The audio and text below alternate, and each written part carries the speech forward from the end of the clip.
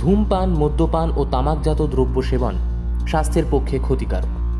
আজকের গল্পটি সম্পূর্ণ কাল্পনিক। গল্পে ভূত, প্রেত এবং তন্ত্রমন্ত্রের উল্লেখ রয়েছে। গল্পের লেখক রোমাঞ্চকর আবহাওয়া ফুটিয়ে তোলার জন্যই এগুলির ব্যবহার করে থাকেন। বাস্তবের সাথে এর কোনো মিল থেকে থাকলে তা সম্পূর্ণ অনিচ্ছাকৃত এবং কাকতালীয়।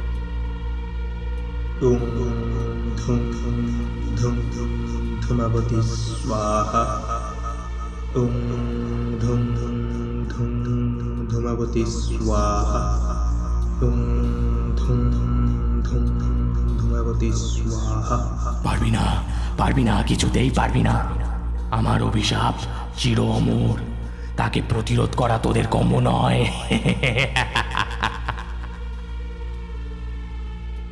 নমস্কার, আমরা স্টোরি উইথ অরি।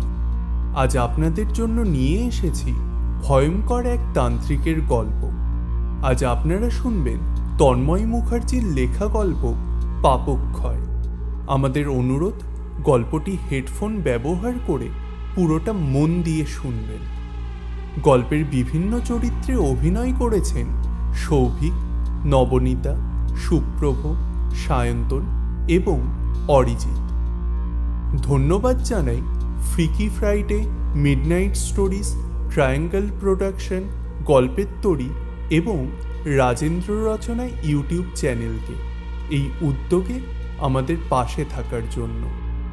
গল্পের আবহ সঙ্গীত আর্য, শব্দগ্রহণ এবং পোস্টার ডিজাইন অরিজিৎ, আর আমি আপনাদের সঙ্গে রাজেন্দ্র। শুরু হচ্ছে তন্ময় মুখার্জির লেখা তান্ত্রিকের গল্প পাপক্ষয়।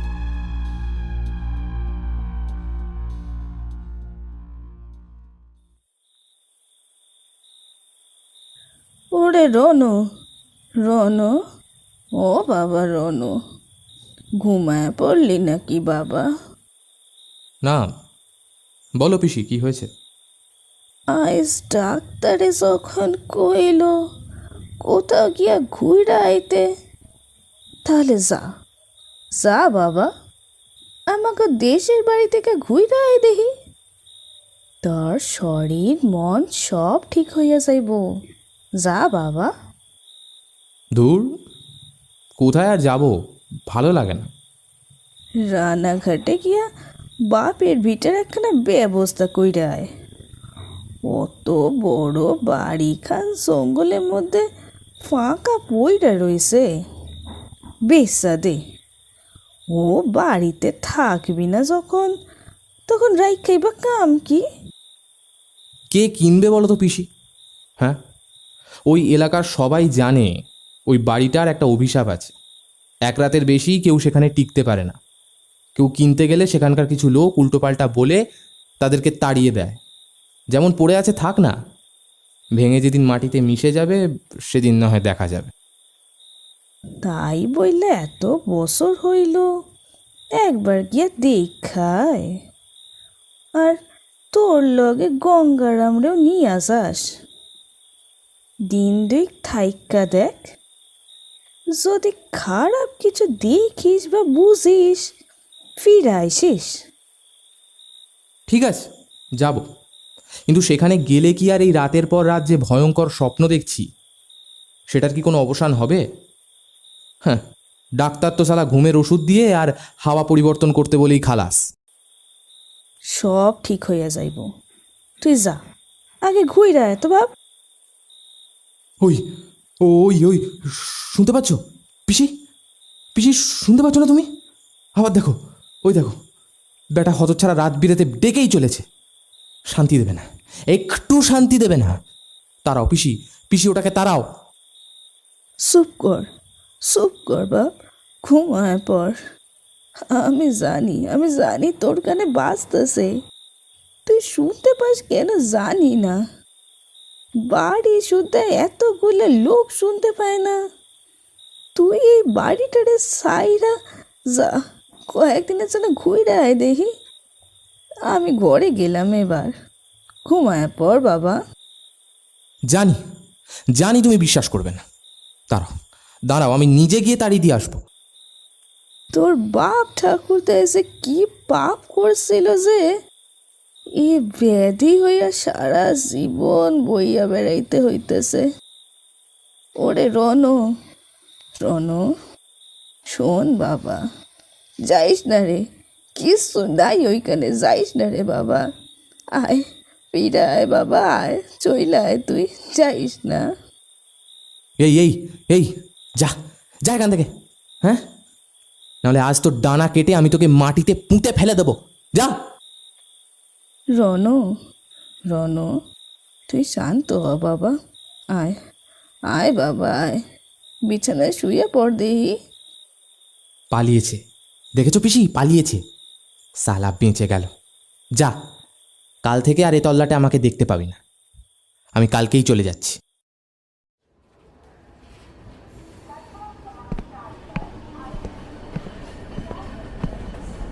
পরের দিনই সকাল হতেই রণদেব আর গঙ্গারাম কাকা ট্রেন ধরে চলে যায় রানাঘাটের বীরপাড়ায়, তাদের পুরনো বাড়িটায়।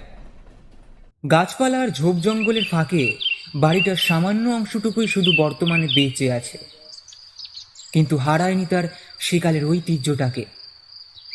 গাড়ি বারান্দাটা আজও আছে, বাড়ির বাইরের পাঁচিলটা অর্ধেক ধসে মাটিতে পড়ে মিশে গেছে, কিন্তু লোহার গেটটা আজও বর্তমান, তবে ঝুলে আছে। গেটের কাছে শিলাটার শ্যাওলা ধরা ফলকটায় আবছায়া হয়ে যাওয়া বাড়ির নামটা এখনো মোটামুটি চোখে পড়ে, রায় ভিলা। দোতলা বাড়িটার উপরের দিকের 4টে ঘরের মধ্যে একটাই কোনোরকমভাবে টিকে আছে, বাকিগুলোকে এক কথায় মরণ ফাঁদ বললেও ভুল হবে না। দুপুর 12টায় পৌঁছে গিয়ে বাড়িটাকে থাকবার মতো ব্যবস্থা করতেই বিকেল গড়িয়ে সন্ধে নেমে গেল। নিস্তব্ধতা এলাকার বাতাসে সর্বদাই চলাফেরা করে, দিন হোক বা রাত। ঝিঝি পোকার ডাক এখানে সবসময় এক টানা চলে। রাত হলে শেয়ালের ডাক আর রাতচোরা পাখিদের বিচরণ ভূমি হয়ে যায় বাড়িটা। সারাদিনের ক্লান্তি কাটিয়ে চা আর সামান্য জল খাবার খেয়ে বাড়ির দোতলার ভাঙা ব্যালকানিতে দাঁড়িয়ে সিগারেট খেতে খেতে এই বাড়িটার কি করা যায় এই কথা চিন্তা করতে করতে কখন যে ঘড়ির কাঁটা ঘুরে যায় রাত 10টা, তার আর খেয়াল করে না রণদেব। চিন্তায় মগ্ন দেখে পেছন থেকে গঙ্গারাম কাকা এসে বলে, দাদা বাবু, ঘরে চলে আসেন, অন্ধকারে বারান্দায় দাঁড়ায় থাকবেন না, জায়গাটা ভালো না। আইসেন, রাইত বাইরছে, খাইয়া শুইয়া পড়বেন। ওষুধ খাইতে হইব তো নাকি? কাল সকালের দিকে 2-3 জন লেবার লাগিয়ে বাড়িটার জঙ্গলটা একটু সাফ করিয়ে দিও। ও আমারই করতে হইব। দক্ষিণারঞ্জন রায়ের বাড়ি শুনলে কেউ এইখানে আইতে রাজি হয় না। আপনি কিছু চিন্তা করবেন না, আমি সব ঠিক কইরা দিমু। হ্যাঁ, যত সব উজবুকের দল। কিন্তু তুমি একা পারবে কি করে? বাড়িটা তো আর একটুখানি না।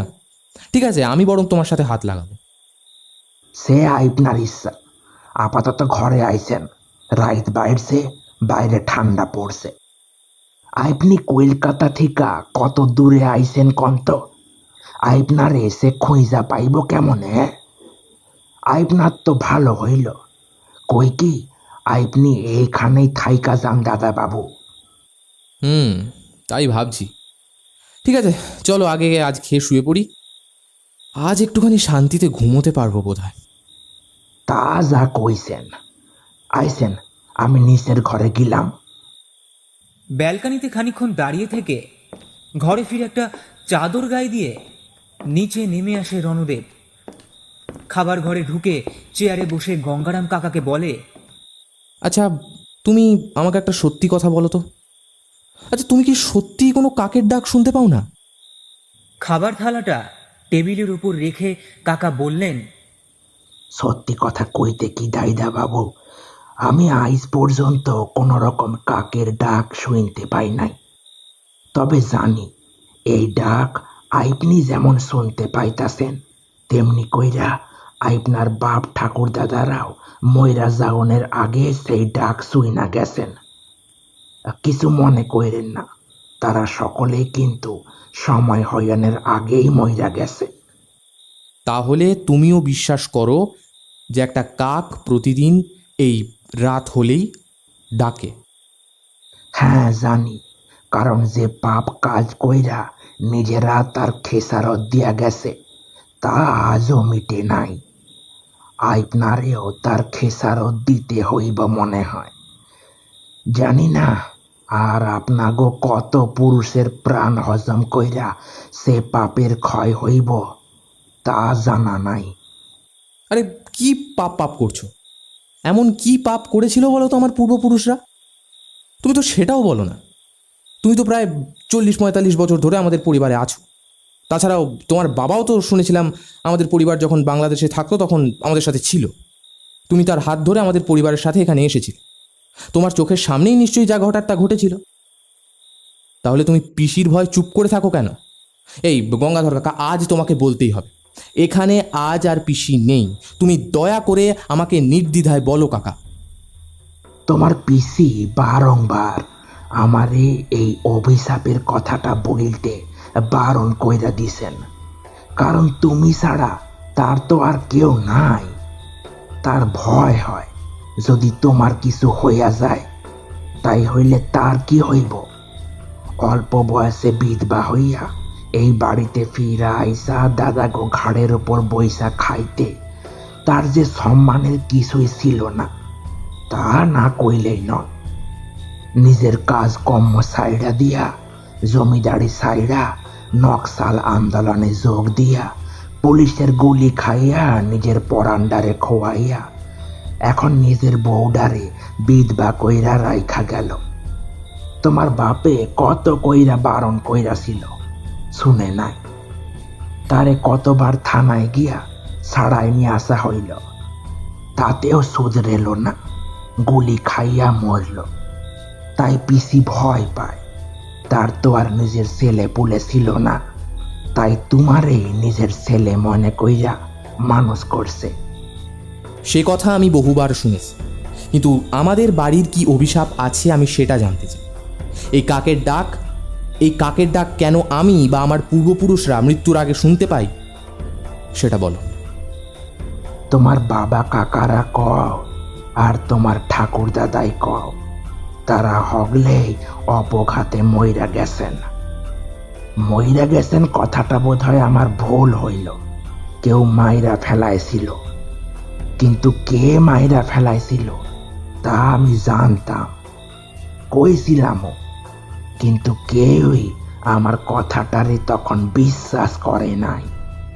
সবাই কয় বুড়া বয়সে নাকি আমারে ভীমরতিতে ধরছে, তাই চুপ কইরা থাকি।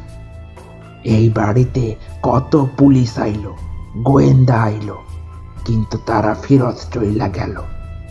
তখন তারা কেউই খুনিরে খুঁজা বাইর করতে পারে নাই। তোমার ঠাকুর দাদা যখন মইরা যায় তখন আমার বয়স ছিল 10, তাই পরিষ্কার দেখছিলাম। আর মনেও আছে যে তার মরা দেহ খান উল্টা হইয়া পইড়া ছিল ওই জঙ্গলের মধ্যেখানে, ঝোপের মধ্যে। পুলিশে আইলো, দেখলো তার 2টা চোখ নাই। চোখ নেই মানে? চোখের কোটরের মধ্যে চক্ষু 2টা তার নাই। দেখা মনে হয়েছিল যেন পাখি পুখিতে ঠুকরাইয়া তার চোখ 2খানারে লইয়া গেছে, খাইয়াও ফেলতে পারে। হাসপাতালে নিয়া গিয়া তার শরীরটারে কাটা ছিঁড়া কইরা হলো। দেখা গেল তার দেহটার ভিতরে কলিজাটা নাই। কি বলছো কি? এ কি করে সম্ভব? তা জানি না, যা দেখছি আর যা শুনছি তা কইলাম। তবে মইরা যাওনের ঠিক সপ্তাহখানেক আগে তিনিও আপনার মতো কাকের গলার স্বর শুনতে পাইতেন, কিন্তু সারা বাড়িতে এত লোক ছিল, তারা সেই শব্দ কেউ শুনতে পায় নাই। আপনার ঠাকুর দাদাই মইরা যাওনের ঠিক 1 মাস পর থেকে তোমার বাবাই নাকি সেই কাকের ডাক শুনতে পাইতেন। কেমন যেন পাগলের মতো হইয়া গেছিলেন। আর তারও মরণ হইল ওই আপনার ঠাকুর দাদাই যেইখানে মইরা পইরা ছিলেন সেইখানেই তার দেহখান খুঁজা পাওয়া যায়। আমার বাবা আমারে কইয়াছিল যে তিনি নাকি বন্দুক নিয়া রাইতের বেলায় কাউরে কিছু না কইয়াই বাড়ির থিকা বাইরাইয়া গেছিলেন, আর ফিরে নাই। পরদিন সকাল বেলায় তারে ঝোপের মধ্যা থিকা বাড়ির লোকে গিয়া উদ্ধার কইরাছিল। পুলিশে আইসা তারেও নিয়া গেল। কাঁটা ছিঁড়া কইরা দেখে তার মুখের ভিতর জিভ নাই, আর কান দুইটারে পাখিতে ঠুকরাইয়া খাইয়া লিয়াছে। আর পুলিশ এবারেও খুনিকে খুঁজে পায়নি? পাইব কেমনে?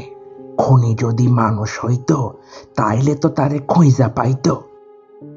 খুনি কোনো মানুষ নয়? আরে কি বলছো কি কাকা? আচ্ছা, তুমি কি হিংস্র কোনো জন্তুর কথা বলছো, নাকি ভূত বিষয়ক কিছু বলতে চাইছো? ভূত? হ্যাঁ হ্যাঁ, ভূত। আপনি ঠিকই কইছেন। আমার সন্দেহ হইতাছে যে এই খুনগুলার পিছনে এক তান্ত্রিকের ভূতের হাত রইছে। আগেও কইছিলাম, কেউ বিশ্বাস করে নাই।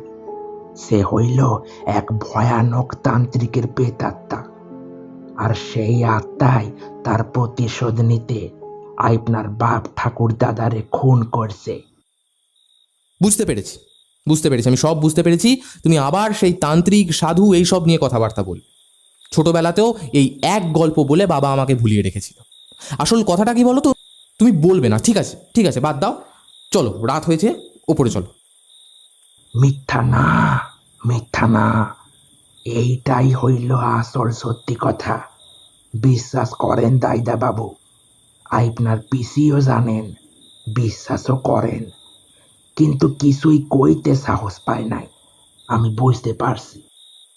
পুরা কথাটা কি আজ পর্যন্ত কইতে পারছি আপনারে? আজ আরেকবার শুইনা দেখেন, বিশ্বাস না হয় কইবেন না। আপনি উপরে যান দাইদা বাবু, আমি আইতাছি, তারপর বাকি কথাটা কমো। রণদেব হাত ধুয়ে উপরের ঘরে চলে আসে। একটা সিগারেট ধরিয়ে অন্ধকার ব্যালকনির দিকে এগিয়ে গিয়ে দাঁড়িয়ে বাইরের দিকে তাকিয়ে থাকে। বাইরে ঘুটঘুটে অন্ধকারের মধ্যে তার দুই চোখ যেন খুঁজতে থাকে কিছু, আর কান পেতে শোনবার চেষ্টা করে তার প্রতিদিনের সেই চেনা ডাকটাকে। কিন্তু খানিকটা সময় কেটে যাওয়ার পরেও সে নিষ্ফল হয়ে ফিরে আসে নিজের বিছানায়। কি অদ্ভুত, কি বিচিত্র ঘটনা ঘটে চলেছে তার সাথে এই এক সপ্তাহ ধরে। হ্যালুসিনেশন নাকি সত্যি, তা বোঝা বড় দুষ্কর। প্রতিদিন মাঝরাতে ডানা ঝাপটানোর শব্দে ঘুম ভেঙে যাচ্ছে, আর ঘরের জানলার সামনে বসে একটা কাক অনবরত ডেকেই চলে। গত 7 দিন ধরে চোখে তার ঘুম নেই। হঠাৎ করে এই রকম ঘটনা যে তার সাথে কেন ঘটে চলেছে তা বোঝা মুশকিল। অথচ বাড়ির কেউ নাকি সেই ডাকটা শুনতে পাচ্ছে না। ডাক্তার কিছুই বলতে পারল না। এইসব কথা ভাবতে ভাবতে ঘুমে আচ্ছন্ন হয়ে পড়েছিল রণদেব। হঠাৎ সেই ডানা ঝাপটানোর শব্দ পেয়ে ধরফর করে উঠে বসে খাটের উপর। ঘরে মোমের অস্পষ্ট আলো চোখের সামনে একটা মায়াবী পরিবেশের সৃষ্টি করেছে। ঘরের চারপাশে একবার ভালো করে দেখে নিল, কিন্তু প্রতিদিনের মতোই কিছুই নজরে পড়ল না রণদেবের। গঙ্গাধর কাকা গেল কোথায়? এই তো আসছি বলে এক গ্লাস জল রেখে আবার চলে গেল বাড়ির সদর দরজাটা বন্ধ করে আসি বলে। তো গেল কোথায়? বিছানা থেকে নেমে ঘরের অস্পষ্ট আলো আধারির মধ্যে থেকে সিঁড়ি দিয়ে নিচে নামার সময় লক্ষ্য করে যে এইবার যেন একরাশ পাখির ডানা ঝাপটানোর শব্দ শোনা যাচ্ছে, আর শব্দটা আসছে ঠিক নিচতলার ঘর থেকে। কথাটা মনে হতেই এক দৌড়ে নিচে নেমে আসে রণদেব। নিচের দিকে লম্বা বারান্দা দিয়ে হেঁটে গিয়ে পরপর বন্ধ ঘরগুলোর পাশ থেকে যেতে যেতে খেয়াল করে ডানা ঝাপটানোর শব্দ যেন তার একদম খুব কাছ থেকে আসছে, আর তার সাথে অজস্র কাক যেন উড়ছে, আর একসাথে তারা তাল মিলিয়ে অনবরত ডেকেই চলেছে। শব্দটার অনুসরণ করতে করতে কখন যেন সে বাড়ির বাইরে চলে আসে। চোখের সামনে শুধু দুর্ভেদ্য অন্ধকার, আর সেই অন্ধকারের মধ্যে থেকে এক প্রকার হাতছানি দিয়ে ডাকছে সেই শব্দটা। বাড়ির সামনের দিকে খানিকটা যাওয়ার পরে চোখের সামনে ভেসে ওঠে অস্পষ্ট একটা গাছের মতো কিছু একটা দাঁড়িয়ে আছে বলে মনে হলো। ভালো করে দেখার পরে আন্দাজে বুঝতে পারলো, হ্যাঁ, ওটা একটা গাছ, শুকনো ন্যাড়া হয়ে যাওয়া একটা গাছ, আর তার ভেতর থেকেই সেই শব্দটা আসছে। এইবার রণদেব শব্দটাকে শোনার জন্য গাছটার গায়ে কান লাগিয়ে শোনার চেষ্টা করে, আর সে শুনতে পায় তার সেই চেনা কাকের ডাকটাকে, একবার নয় বারবার, আর তার সাথে ডানা ঝাপটানোর শব্দ। সেই মুহূর্তেই দূরের জঙ্গল থেকে বেশ কয়েকটা শেয়াল একসাথে ডেকে ওঠে। রণদেব শুকনো গাছটার গুড়িটাকে নিজের হাত বাড়িয়ে জড়িয়ে ধরতেই তার কাঁধের উপর একটা শক্ত হাতের টান অনুভব করল। সঙ্গে সঙ্গে চমকে উঠে রণদেব পেছনে ফিরতে গিয়ে মাটিতে পড়ে গেল। গলা শুকিয়ে গেছে তার, বুকের ভিতর ধুকপুক শব্দটাকে অনুভব করতে পারছে সে। নিজেকে কোনো রকম সামলে নিয়ে অন্ধকারের মধ্যে অস্ফুট স্বরে বলে উঠল, কে কে ওখানে? সেই অন্ধকারের মধ্যে থেকে অপরিচিত একজনের কণ্ঠস্বর ভেসে এলো, আমি দুর্লভ। দুর্লভ? মানুষের গলার স্বর শুনে তার চেতনা ফিরে আসে।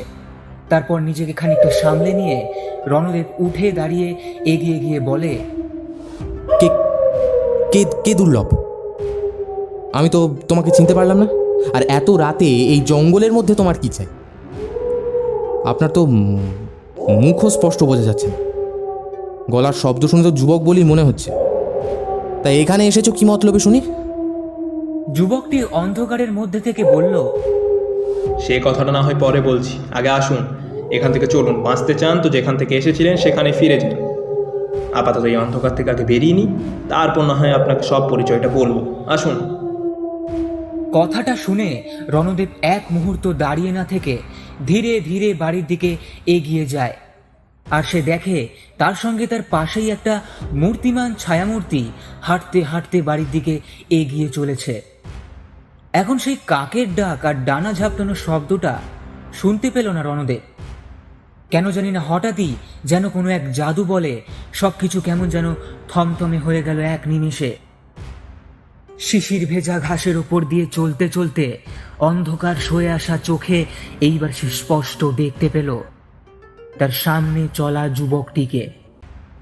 শীর্ণকায় চেহারার একটা শরীর, আর তার শরীরে জামা কাপড়ের লেশ মাত্র নেই, শুধুমাত্র একখণ্ড পাতলা কাপড় দিয়ে নিজেকে ঢেকে নিয়েছে শীত নিবারণের জন্য। কি অদ্ভুত ব্যাপার, এই হাড় জমিয়ে দেওয়া ঠান্ডায় একখণ্ড শুধু কাপড়। জানবার আকাঙ্ক্ষা বুকে নিয়ে জোরে জোরে পা চালিয়ে বাড়ির গাড়ি বারান্দার কাছে আসতেই রণদেব বলল, এসো এসো, ঘরে এসো। যদিও তুমি যে চোর বা ডাকাত কেউ নও তা আমি এখন বুঝতে পারছি। ঠিকই ধরেছেন, আমি কোনো চোর ডাকাত নই। আমি এক ভবঘুরে মানুষ, পথে ঘাটে ঘুরে বেড়াই। বাড়ি ঘর বলে কিছু নেই আমার। যেখানে যখন স্থান পাই সেখানেই রাতটা কাটিয়ে দিই, সকাল হলে আবার বেরিয়ে পড়ি। এভাবেই আমার চলছে। বুঝেছি, তুমি পথিক। এসো এসো, আমার সাথে এসো, এটা আমারই বাড়ি, অসুবিধা নেই। ভবঘুরে দুর্লভ নামের যুবকটি আর রণদেব বাড়িতে ঢুকে যায়। হ্যারিকেন বাতি হাতে নিয়ে বারান্দায় দাঁড়িয়ে থাকা গঙ্গারাম কাকা বললেন, দাইদা বাবু, আপনি হঠাৎ কইরা কই গেছিলেন? আপনারে খুঁজে খুঁজে হয়রান হইয়া গিয়াছিলাম। ও বাবা, আপনার সাথে ইনি আবার কেডা? ইনি দুর্লভ, ভবঘুরে মানুষ, পথে দেখা হলো, সঙ্গে করে নিয়ে এলাম। ও, তা এই অন্ধকারে বাইরে গেলেন, কইয়া যাবেন তো? তা তোমার কিছু খাওয়া হয়েছে তো দুর্লভ? না, এই কাঠ নিতেই এসেছিলাম জঙ্গলে। দুটো ভাত ফুটিয়ে খাবো তো তা দেখি কাঠ নেই। কাঠ কুড়োতে বেরিয়ে আপনাকে দেখতে পাই, দৌড়ে এলাম। ও জায়গাটা ভালো না বাবু, আমি জানি। খুব বেঁচে গেছেন আপনি। বুঝতে পারছি। তুমি আমাকে দাদা বলতে পারো। এসো, আগে কিছু খেয়ে নেবে। এসো কাকা, তুমি ওকে কিছু খেতে দাও, আর আমি তোমার জন্য কিছু গরম জামা কাপড়ের ব্যবস্থা করে আসছি। এই একটা পাতলা কাপড় জড়িয়ে এই ঠান্ডার মধ্যে তুমি বেঁচে আছো কী করে? যাই হোক, তুমি খেয়ে ওপরে চলে এসো, ঠিক আছে? দুর্লভ হেসে বলল, আচ্ছা দাদা। হ্যারিকেনের আবছায়া আলোতে তার এক মুখ না কামানো দাড়ির ভেতর থেকে মনের প্রসন্ন ভাবটা পরিষ্কার দেখা গেল। শিক্ষিত এবং ভদ্র ঘরের ছেলে বলেই মনে হলো। হয়তো কোনো কারণে জীবনের লড়াইতে হেরে গিয়ে আজ এই তার দুর্গতি। রণদেব খাবারের ঘরে তাকে বসিয়ে নিয়ে নিজের ঘরে এসে নিজের ব্যাগ থেকে একটা জামা আর একটা প্যান্ট বার করে নিয়ে খাটের ওপর রেখে দিল। রাত 12টা। হ্যারিকেন হাতে নিয়ে দোতলার ঘরে ঢুকে এলো গঙ্গারাম কাকা, আর সঙ্গে দুর্লভ। রণদেব বলল, এসো এসো, এই নাও, এটা শিগগির পরে নাও দেখি ভাই। দুর্লভ হাসি মুখে জামা প্যান্ট হাতে নিয়ে বলল, অনেক অনেক ধন্যবাদ দাদা। দুর্লভের মুখটা দেখে রণদেবের ছোট ভাইয়ের কথা মনে পড়ে গেল। আজ সে বেঁচে থাকলে এই দুর্লভের বয়সেরই হতো। রোগা পাতলা চেহারা, অথচ তার শরীরের গঠনে আর আবভাবে, কথাবার্তায় ভদ্রঘরের ছাপ পরিষ্কার। রণদেব বলল, তুমি এটা পরে নাও ভাই, বুঝলে? আশা করি তোমার গায়ে হয়ে যাবে, তারপর আমি তোমার সব কথা শুনবো, ঠিক আছে? আচ্ছা, আমি এক্ষুনি পরে নিচ্ছি। দুর্লভ জামা কাপড় পাল্টে ফেলে, পরনের ময়লা কাপড়টাকে একটা পোটলা করে পাশে রেখে দিল। মেঝেতে বিছানা করা হয়েছিল, তার এক কোণায় বসে পড়ে বলল, আমার নাম দুর্লভ সেনগুপ্ত। আমার বাড়ি ছিল চাকদার বিষ্ণুপুর কাছেই মঙ্গলগঞ্জ নামের একটি গ্রামে। আমার বাবা মা ছোটোবেলাতেই মারা যান। কাকা কাকিমার কাছেই বলতে গেলে আমি কোনো রকমে মানুষ হয়েছি। নিজের চেষ্টায় কোনো রকমে উচ্চ মাধ্যমিক অবধি পড়েছি, কিন্তু তার বেশি আর চালাতে পারিনি। 2-4টে টিউশনি করতাম, তার বাড়ির কারোর পছন্দ হলো না। চাকরির চেষ্টাও করলাম, তা হাত জুটলো না। আমার কাকা একদিন বললেন, মাঠে খেটে রোজগার কর, না হলে তোমার আর ভাত জুটবে না। মানে আমাদের ওই নিজেদের বিঘা চারেক মতো জমি ছিল, তাতে ধান আর পাটের চাষ করা হতো। তাই করলাম, দিন 10 মাঠে খাটলাম। তখন কাকা কাকিমার দয়ে একবেলা মাত্র খাওয়া জুটত, বাকি সময়টা ওই জল খেয়েই কাটতো। মাঠের হাড় ভাঙা খাটুনিতে শরীর আর সইতে পারল না, বিছানায় পড়লাম। ডাক্তার বলল আমার পেটে নাকি ইনফেকশন হয়েছিল, তাই অপারেশন করতে হবে। অপারেশন করা হলো, বিস্তর টাকা পয়সা খরচা হয়ে গেল। তারপর ধীরে ধীরে সেরে উঠলাম। আমার কাকা বললেন আমার চিকিৎসা করতে নাকি অনেক টাকা খরচা হয়ে গেছে, তাই বাবার ভাগের যা কিছু জমি জমা ছিল সব বিক্রি করে দিয়েছেন। তাই তোমার ভাগের ঘটি বাটি এখন যা কিছু আছে তাই নিয়ে এখন মানে মানে বিদায় হতো। এই বাড়িতে তোমার আর কোনো জায়গা নেই। সে কি, তোমাকে তাড়িয়ে দিল? হ্যাঁ, ওই আর কি। আমার আর সেখানে ঠাঁই হলো না। টাকা পয়সা না থাকলে আত্মীয় স্বজনরাও অচেনা হয়ে যায়, তারাও মুখ ফিরিয়ে নেয়। আর আমার সাথে ঠিক তাই হলো। কি আর করি, একটা কাজের সন্ধানে বেরিয়ে পড়লাম। কাজ আর পেলাম কই।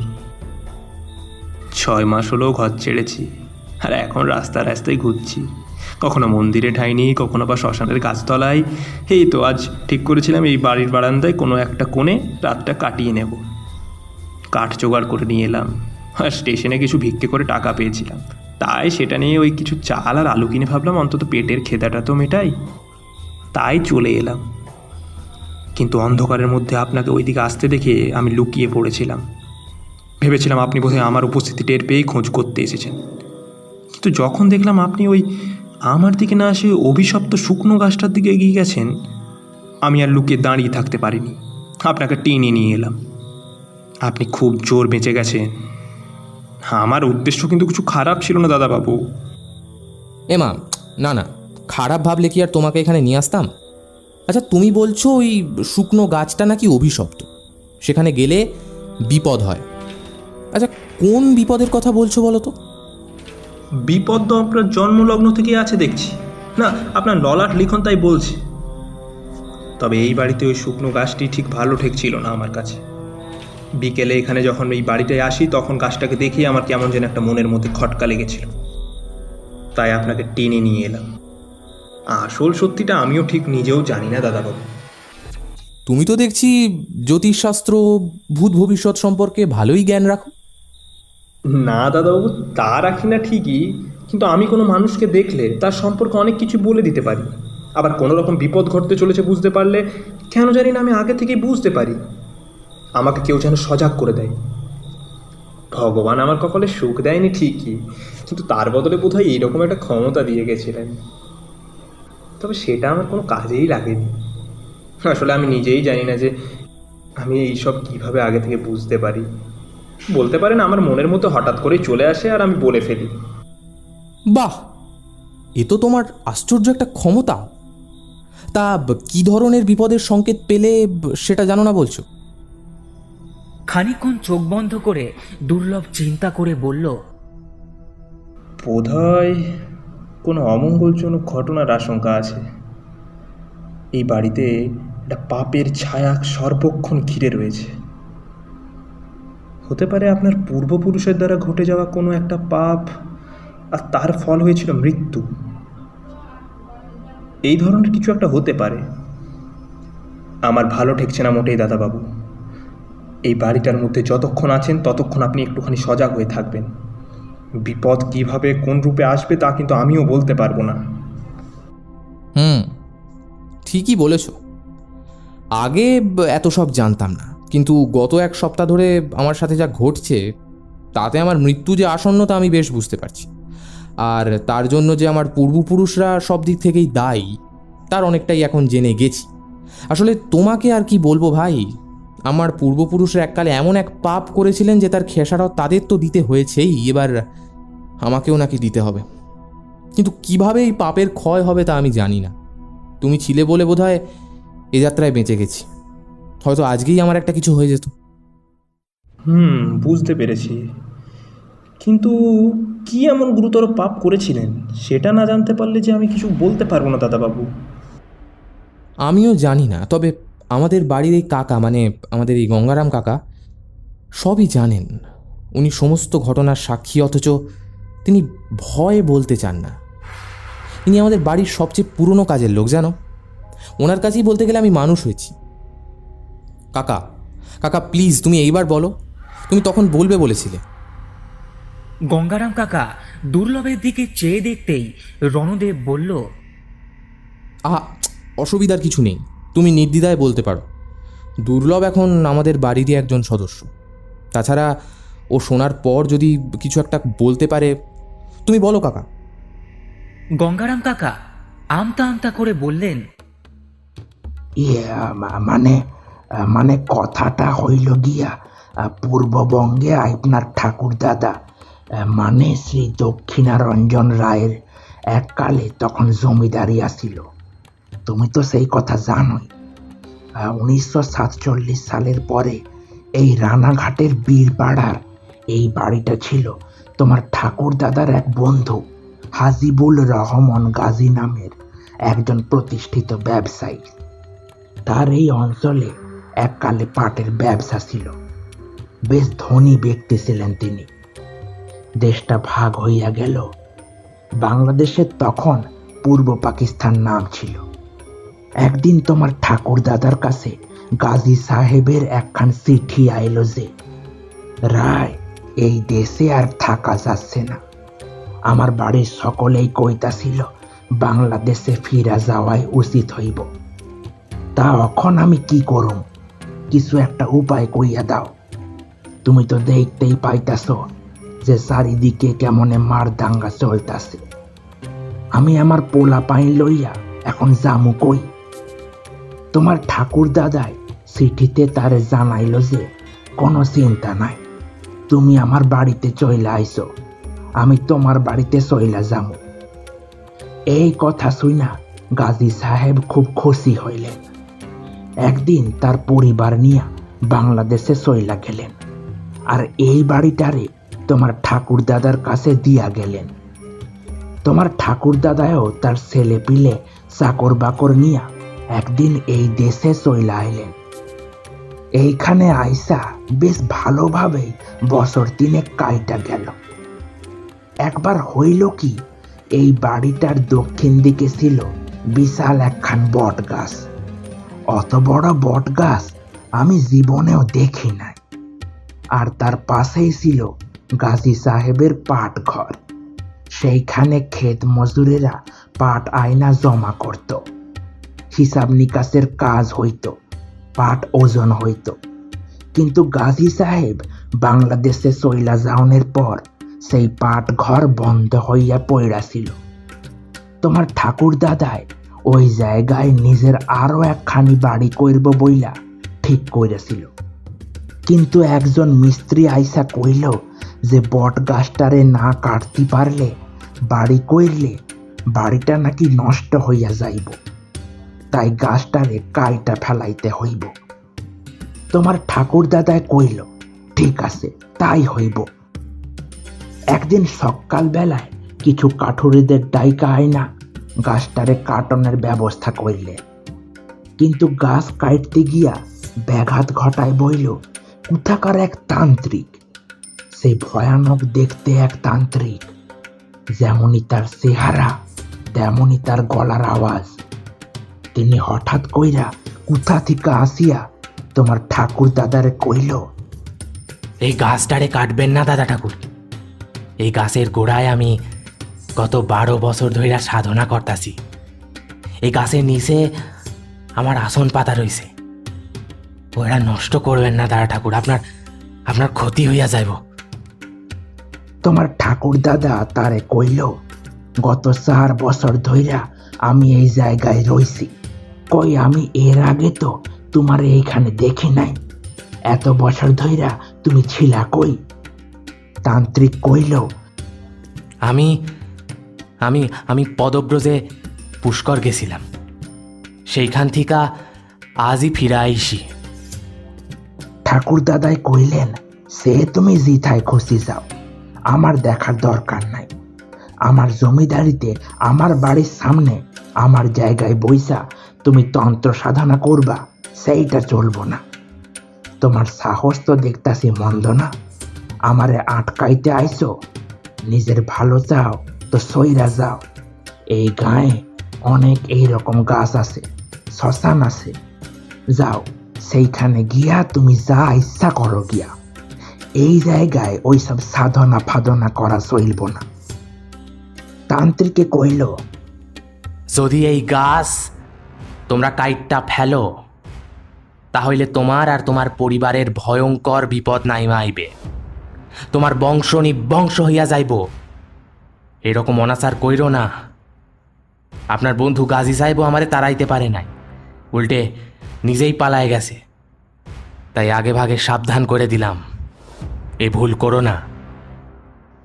আপনার ঠাকুর দাদাই কইল, আমার বন্ধুকে তাড়াইছিস? তবে রে, তোর এত বড় সাহস, তুই আমার বাড়িতে দাঁড়ায়া আমারে ধমক দিতাছিস? এই কথা কইয়া তারে তোমার ঠাকুর দাদাই তার লোকজন দিয়া তারে পিটায়া মাইরা ধইরা তাড়ায় দেন।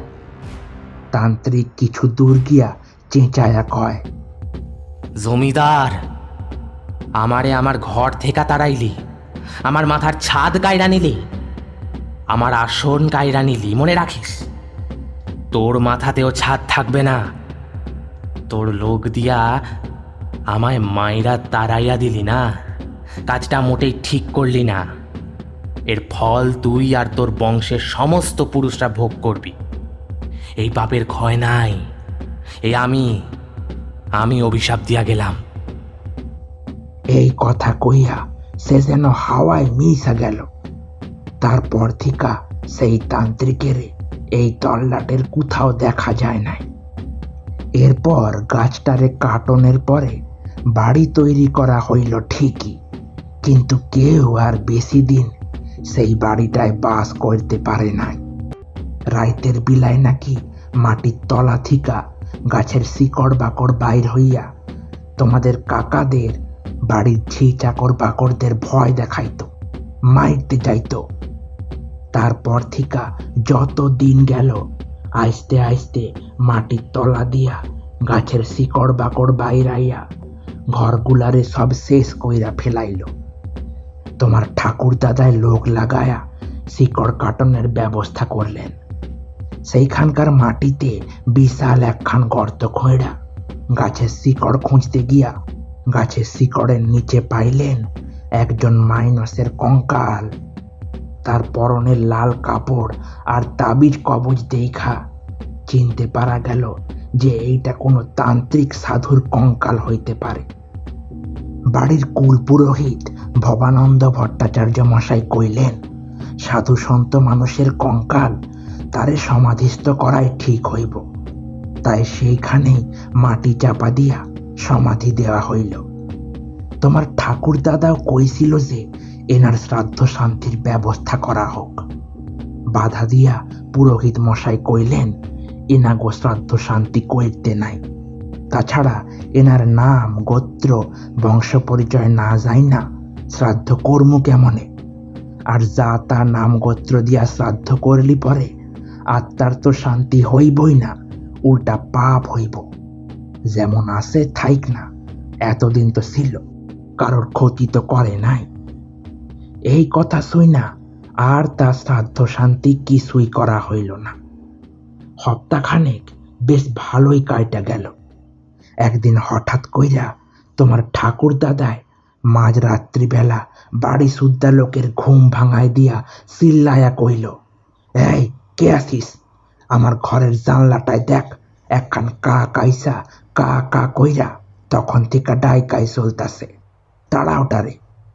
সকলে মিলা সুইটা গেলাম, কিন্তু কাক কই যে তাড়াইব? সারা বাড়ি হ্যারিকেন লইয়া খুঁজা দেখি, কোথাও কোনো পাখির নাম ছায়া মাত্র নাই। তাই ভাইবলাম এতগুলা লোকের দেখা বোধ করে সই লাগেছে। কিন্তু সে কথা কইতেই তোমার ঠাকুর দাদায় কইল, সব কয়টা কুইড়ার দল, মাইনা দিয়া যত সব ঘুম কুইড়া গুড়ারে পুষিয়া রাখছি। ওই দেখ, দেখছিস না বইসা আছে জানলার সামনে? চোখ আর কানের মাথা খাইয়া বইসা রয়েছে সব। উনি নিজেই গিয়া কি করলেন জানি না, ফিরা আইসা সবাইরে কইলেন, দেখলি তাড়ায় আইলাম, দূর হইয়া যা সব ঘর থেকে। কি আর করুম, সবাই মিলা নিজে গো ঘরে ফিরা আইলাম। এরপর থেকে রোজ মাঝ রাত্রিবেলা উঠা উনি চেঁচামেচি করতেন। ছুটটা যাইতাম তার কাছে, গালাগাল শুনতাম, আর রোজ নিজে গো ঘরে ফিরে আইতাম। এইরকম মাসখানেক চলার পর তিনি পাগলের মতো হইয়া গেলেন। জমিদারির কাজ সব বন্ধ হইয়া গেল। সারাদিন নাকি কাকের ডাক শুনতে পাইতেন, আর সারাদিন হুস হুস যা হতো ছাড়া এইসব কইরা চেঁচামেচি করতেন। আর আমাগো তো আর রক্ষা ছিল না, বাড়ির সকলেই অতিষ্ঠ হইয়া উঠাছিল। তারপর তারে ঘরে বন্ধ কইরা রাখা হলো। একদিন রাত্রিবেলা সুযোগ পাইয়া ঘর থিকা কি কইরা যেন বাইরে গিয়া জঙ্গলের মধ্যে চইলা গেলেন, আর তারে জীবিত দেখতে পাই নাই। তারপরে কি হয়েছিল তা তো কইছি আপনারে। হ্যাঁ, আর আমার বাবাও তো শুনলাম ওই রকমভাবেই নাকি মারা গেছেন। হ্যাঁ, তিনি আর তার ভাইয়েরা ওই তোমার ঠাকুর দাদার মতোই সব এক এক কইরা পাগল হয়ে শেষকালে মইরে গেলেন। তাহলে তোমার কথা অনুযায়ী যদি ধরি, তাহলে ওই তান্ত্রিক আমার ঠাকুরদাকে অভিশাপ দিয়ে গেছিলেন, আর তার জন্য এই সমস্ত ঘটনাগুলো ঘটছে, তাই তো? হ্যাঁ, ঠিকই কইছেন, কিন্তু এই কথা কান বিশ্বাস করবো কেডায়? তখনও কইছিলাম আর এখনো কইতাছি, ওই তান্ত্রিকটার অভিশাপেই এইগুলা হইছে আর হইব। বুঝলাম। শোনো, তুমি অন্ধবিশ্বাসী, সেকেলে মানুষ, কুসংস্কারে আচ্ছন্ন হয়ে আছো, এইসব ধারণা করা তোমার পক্ষেই সম্ভব। যাই হোক, বাড়িটাকে বেচে দিলেই সমস্যার সমাধান হয়ে যাবে। আর যে লোক এইসব কুসংস্কারে বিশ্বাস করে না তার কাছেই বিক্রি করে দিতে হবে। কিন্তু এমন লোক এই দিন দুয়েকের মধ্যে খুঁজতে হবে, তাই তো? আচ্ছা দুর্লভ ভাই, তুমি তো পথে পথে ঘুরে বেড়াও, এরকম লোক কি পাওয়া যাবে? বা তোমার সন্ধানে কি এমন কোনো লোক আছে? না, সে কি করে বলবো দাদা, তবে শুনেছি, এই এলাকার অনেকের মুখে শুনেছি এই রায় বাড়িটা নাকি অভিশপ্ত, এখানে নাকি ভূত থাকে। আমি বিশ্বাস করি না, তবে যদি কিছু। দুর্লভের কথাটা শেষ হয় না। বাড়ির নিচতলার বারান্দা থেকে খড়মের খটাস খটাস শব্দ ভেসে আসে, আর শব্দটা এক নাগাড়ে হতে থাকে। শব্দটা শুনে মনে হলো কেউ যেন গাড়ি বারান্দার সিঁড়ি দিয়ে উঠে সামনের প্যাসেজের মধ্যে হাঁটা চলা করে চলেছে। রণদেব বলল, কি হলো? কে? চোর টোর নাকি? গঙ্গারাম কাকা ভয়ে ভয়ে বললেন, ভূত। দের বাবা, চলো চলো দেখছি। হ্যাঁ, হ্যারিকেনটা সঙ্গে নাও, এসো আমার সঙ্গে এসো। রণদেব আর দুর্লভ উঠে পড়ে। গঙ্গারাম কাকা ভয়ে গুটিসুটি মেরে বসে থাকে। রণদেব তাকে আর জোর করল না। বুড়ো মানুষ, ভয়ের চোটে কিছু হয়ে গেলে কেলেঙ্কারি হয়ে যাবে। নিজেই হাতে হ্যারিকেনটাকে তুলে নিয়ে বলল, তুমি এখানেই বসো কাকা, ভয়ের কিচ্ছু নেই, আমরা যাচ্ছি আর আসবো। এই বলে দুজনেই সিঁড়ি দিয়ে নিচে নেমে আসে। বারান্দার চারদিকে হ্যারিকেনের আলো ফেলে ঘুরিয়ে দেখতে থাকে, কিন্তু কোথাও কিচ্ছু নেই। অথচ হঠাৎ লক্ষ্য করলো একটা খড়মের শব্দ ওদের সামনে দিয়ে যেন হেঁটে সশব্দে বাড়ির বাইরে অন্ধকারের মধ্যে চলে গেল। শব্দটাকে লক্ষ্য করে রণদেব এগিয়ে সামনে যেতে গেল, কিন্তু দুর্লভ পেছন থেকে তাকে হাত দিয়ে টেনে ধরে। রণদেবের কানের কাছে এসে ফিসফিস করে বলে, যাবেন না দাদাবাবু, সংকেত ভালো নয়, ঘরে ফিরে চলুন। কথাটা শুনে রণদেব দাঁড়িয়ে গেল। দুর্লভের কথাটা শোনা উচিত বলে মনে করল রণদেব। খানিক চুপ করে থেকে শব্দটাকে কান পেতে শোনার চেষ্টা করল। ঝিঝি পোকা আর দু একটা শেয়ালের ডাক ছাড়া আর কোনো রকম সারা শব্দ না পেয়ে বলল, চলো তাহলে। চলে গেছে কোথায়? চোর টোর হবে, ফাঁকা বাড়ি পেয়েছে, এই ঠান্ডার মধ্যে থাকতে এসেছিল, আমাদের পায়ের শব্দ পেয়ে পালিয়ে গেছে। এই বলে দুইজনে ফিরে যেতে উদ্যত হলে বাড়ির সামনের জঙ্গলের অন্ধকারের ভেতর থেকে একটা ভারী আর খটখটে গলায় কেউ যেন চিৎকার করে বলে ওঠে, আমার পাতা ফাঁদে পা।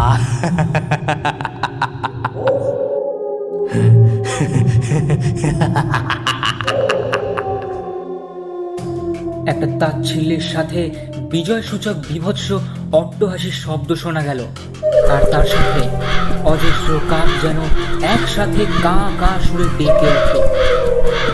আর সেই ডানা ঝাপটানোর শব্দ আরো তীব্র হল। সেই ডানা ঝাপটানোর হাওয়ায় সামনের ঝোপ জঙ্গলগুলো তোলপাড় হয়ে উঠল। বেশ খানিকক্ষণ শব্দটা এইরকমই চলতে থাকে। তারপরে সমস্ত শব্দগুলো ধীরে ধীরে যেন বাতাসে মিলিয়ে যেতে থাকলো, আর চারদিকটা একেবারে নিস্তব্ধতায় ছেয়ে গেল। হতবাক ও অনড় হয়ে দাঁড়িয়ে থাকে দুইজনে। খানিকক্ষণ বাদে দুর্লভ রণদেবকে ধরে নিয়ে দোতলার ঘরে ঢুকে এসে গঙ্গারাম কাকাকে বলে, অনেক রাত হয়ে গেছে, এবার ঘুমোতে হবে। এই বাড়ির হালচাল আমার কাছে কিন্তু ভালো ঠেকছে না দাদাবাবু। হ্যাঁ, কি হচ্ছে এইসব? আমি তো কিছুই বুঝতে পারছি না। কে এই লোকটা? আর তার পাতা ফাঁদে কে পা দিয়েছে? কি ফাঁদ? আমি তো কিছুই বুঝতে পারছি না দুর্লভ ভাই। আমিও শুনতে পারছি, ওই গলা আমার চিনা। এইটা তো সেই তান্ত্রিকটার গলা বইলাই মনে হইল, কিন্তু সে তো মইরা গেছিল। তাহলে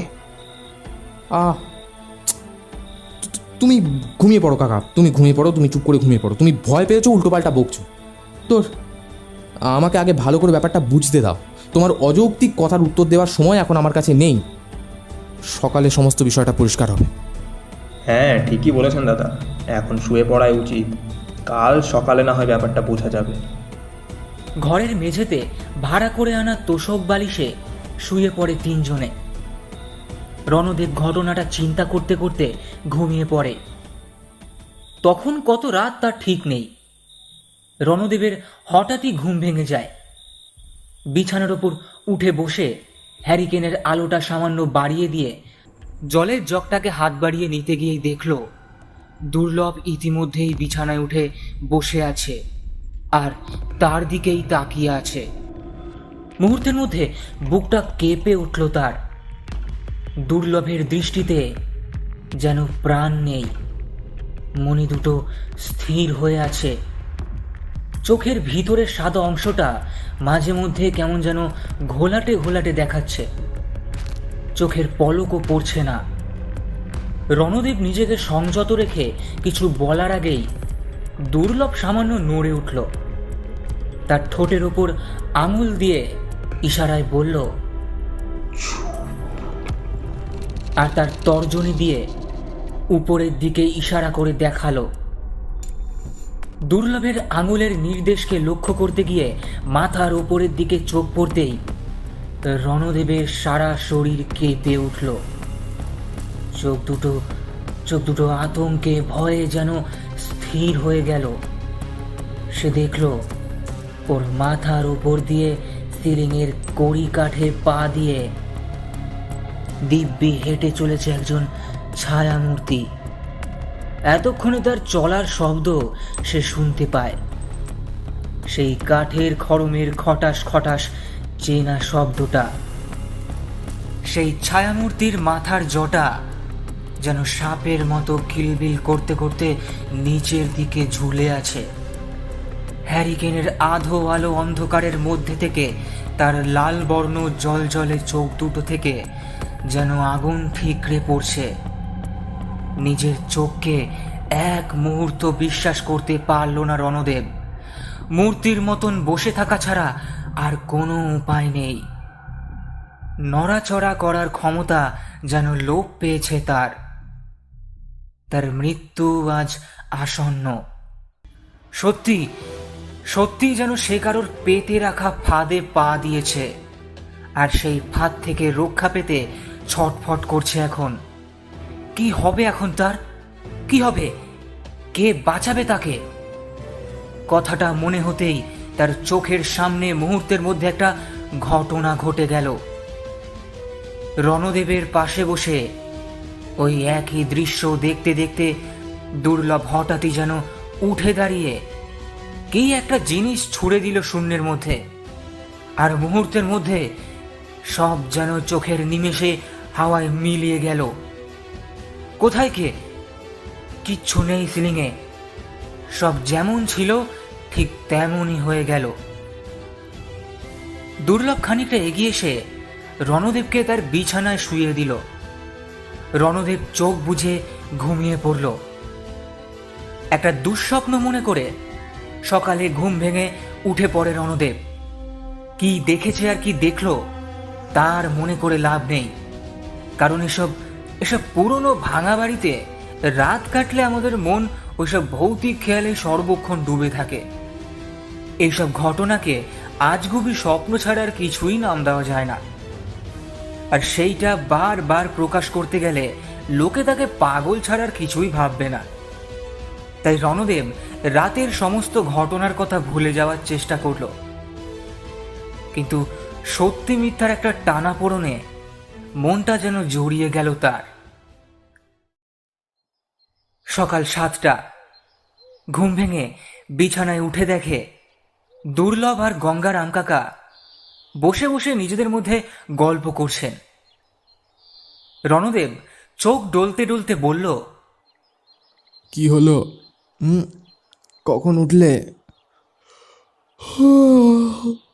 ঠিক করে ঘুম হলো তোমাদের? কাকা বললেন, হ্যাঁ, খুব ঘুমাইলাম। জান দেখি চট কইরা মুখটা ধুইয়া আইছেন। আমি আপনার জন্য চা আনতাছি। আমাগো চা খাওয়ান হওয়া গেছে। আচ্ছা, যাচ্ছি। ও হ্যাঁ, দুর্লভ ভাই, তুমি কাজ খুঁজছিলে না? শোনো, আজ থেকেই তুমি আমার সাথে কাজ করবে, বুঝলে? যদি তোমার কোনো অসুবিধা না থাকে তবে আমি এসে তোমাকে তোমার সমস্ত কাজ, মানে দায়িত্বগুলো আর কি বুঝিয়ে দেবো। না না, অসুবিধা থাকবে কেন? আমি যে কোনো কাজ করতে পারি, তাতে কাজে আমার কোনো লজ্জা নেই। কিন্তু চুরি চামারি ছাড়া কিন্তু, হ্যাঁ। হুম। আচ্ছা আচ্ছা, বেশ, আমি চট করে আসছি। এই বলে রণদেব নিচে চলে যায়। খানিক বাদে ঘরে ঢুকে এসে রণদেব দেখে গঙ্গারাম কাকা চা করতে গিয়ে বোধহয় নিচে চলে গেছেন। আর দুর্লভ রেলিং ভাঙা ব্যালকনির এক কোণায় দাঁড়িয়ে সকালের শীতের রোদ গায়ে মাখছে। রণদেবকে ঘরে ঢুকতে দেখে সে এগিয়ে এসে বলল, বলুন দাদা, কি কাজ করতে হবে? হুম, হ্যাঁ, এসো আগে এখানে বসো, তারপর বলছি। দুর্লভ বিছানায় এসে বসে পড়ে বলে, হ্যাঁ, বলুন। শোনো ভাই, আমাদের এই বাড়িটা দেখে ভেবো না যে আমাদের জমিদারিটা এখনও আছে। সে বাপ ঠাকুরদার আমলে ছিল, জমিদারি প্রথা উঠে গেল, তারপর বাবা কাকারা সবাই অপঘাতে মরেও গেল, তাই জমিদারিও বন্ধ হয়ে গেল। এই অভিশপ্ত বাড়িটাকে বিদায় দিয়ে আমার পিসি তার শ্বশুর বাড়িতে আমাকে নিয়ে গিয়ে মানুষ করলেন। আমারও ছোটোবেলাতে মা মারা গিয়েছিলেন, তাই আমার পিসি আমার মায়ের জায়গাটা পূরণ করলেন। তারও শ্বশুরবাড়ি বলতে কেউ ছিল না। আমার পিসেমশাইদের ছিল কাপড়ের ব্যবসা, সেটা তাদের পৈতৃক ব্যবসাই বলতে পারে। কলকাতার বড়বাজারে আমার পিসেমশাইয়ের কাপড়ের একটা দোকান আছে। পিসেমশাই মারা যাওয়ার পরে দোকানটা বন্ধই হয়ে পড়েছিল। আমি পিসির বাড়িতে যাওয়ার পরে পুনরায় আবার দোকানটাকে চালু করি। এই বছর 7 হলো। বর্তমানে আমি সেই দোকানের মালিক। দোকানটা মোটামুটি বেশ ভালোই চলে। সেখানে কিছু কর্মচারীর দরকার, বুঝলে? 4 জন আছে, তবে একজন ভালো বিশ্বাসী ম্যানেজারের দরকার। তুমি পড়াশোনা জানা শিক্ষিত ছেলে, হিসেব নিকেশের কাজটা নিশ্চয়ই ভালো পারবে। হ্যাঁ, তা পারবো না কেন? বেশ পারবো দাদাবাবু। তাহলে তোমার চাকরিটা একেবারে পাকা। আর 2 দিন পর আমি কলকাতায় ফিরে যাব, তোমাকেও সঙ্গে করে নিয়ে যাব। তাহলে আমার বাড়িতেই তুমি থাকবে, খাওয়া দাওয়া পাবে, সপ্তাহে একটা দিন ছুটিও পাবে। আর মাইনে তোমাকে আপাতত একটুখানি কমই নিতে হবে। পরে তোমার কাজ দেখে আমি নিজেই বাড়িয়ে দেবো, চিন্তা নেই, কোনো অসুবিধা হবে না। তাহলে রাজি তো? বাপরে, হ্যাঁ, এত কিছু আমি পাবো? এর চেয়ে বেশি আর কি চাই? আপনি যা করতে বলবেন আমি তাই করব। আপনি আমার কাছে ভগবান। এই অভাগাকে আশ্রয় দিলেন, খেতে দিলেন, কাপড় দিলেন, আবার একটা ভালো চাকরিও দিলেন। এই ঋণ যে আমি কীভাবে শোধ করবো তা আমি জানি না দাদাবাবু। তবে আমি কথা দিলাম, আপনার জন্য আমার জীবন চলে গেলেও কিছু করব।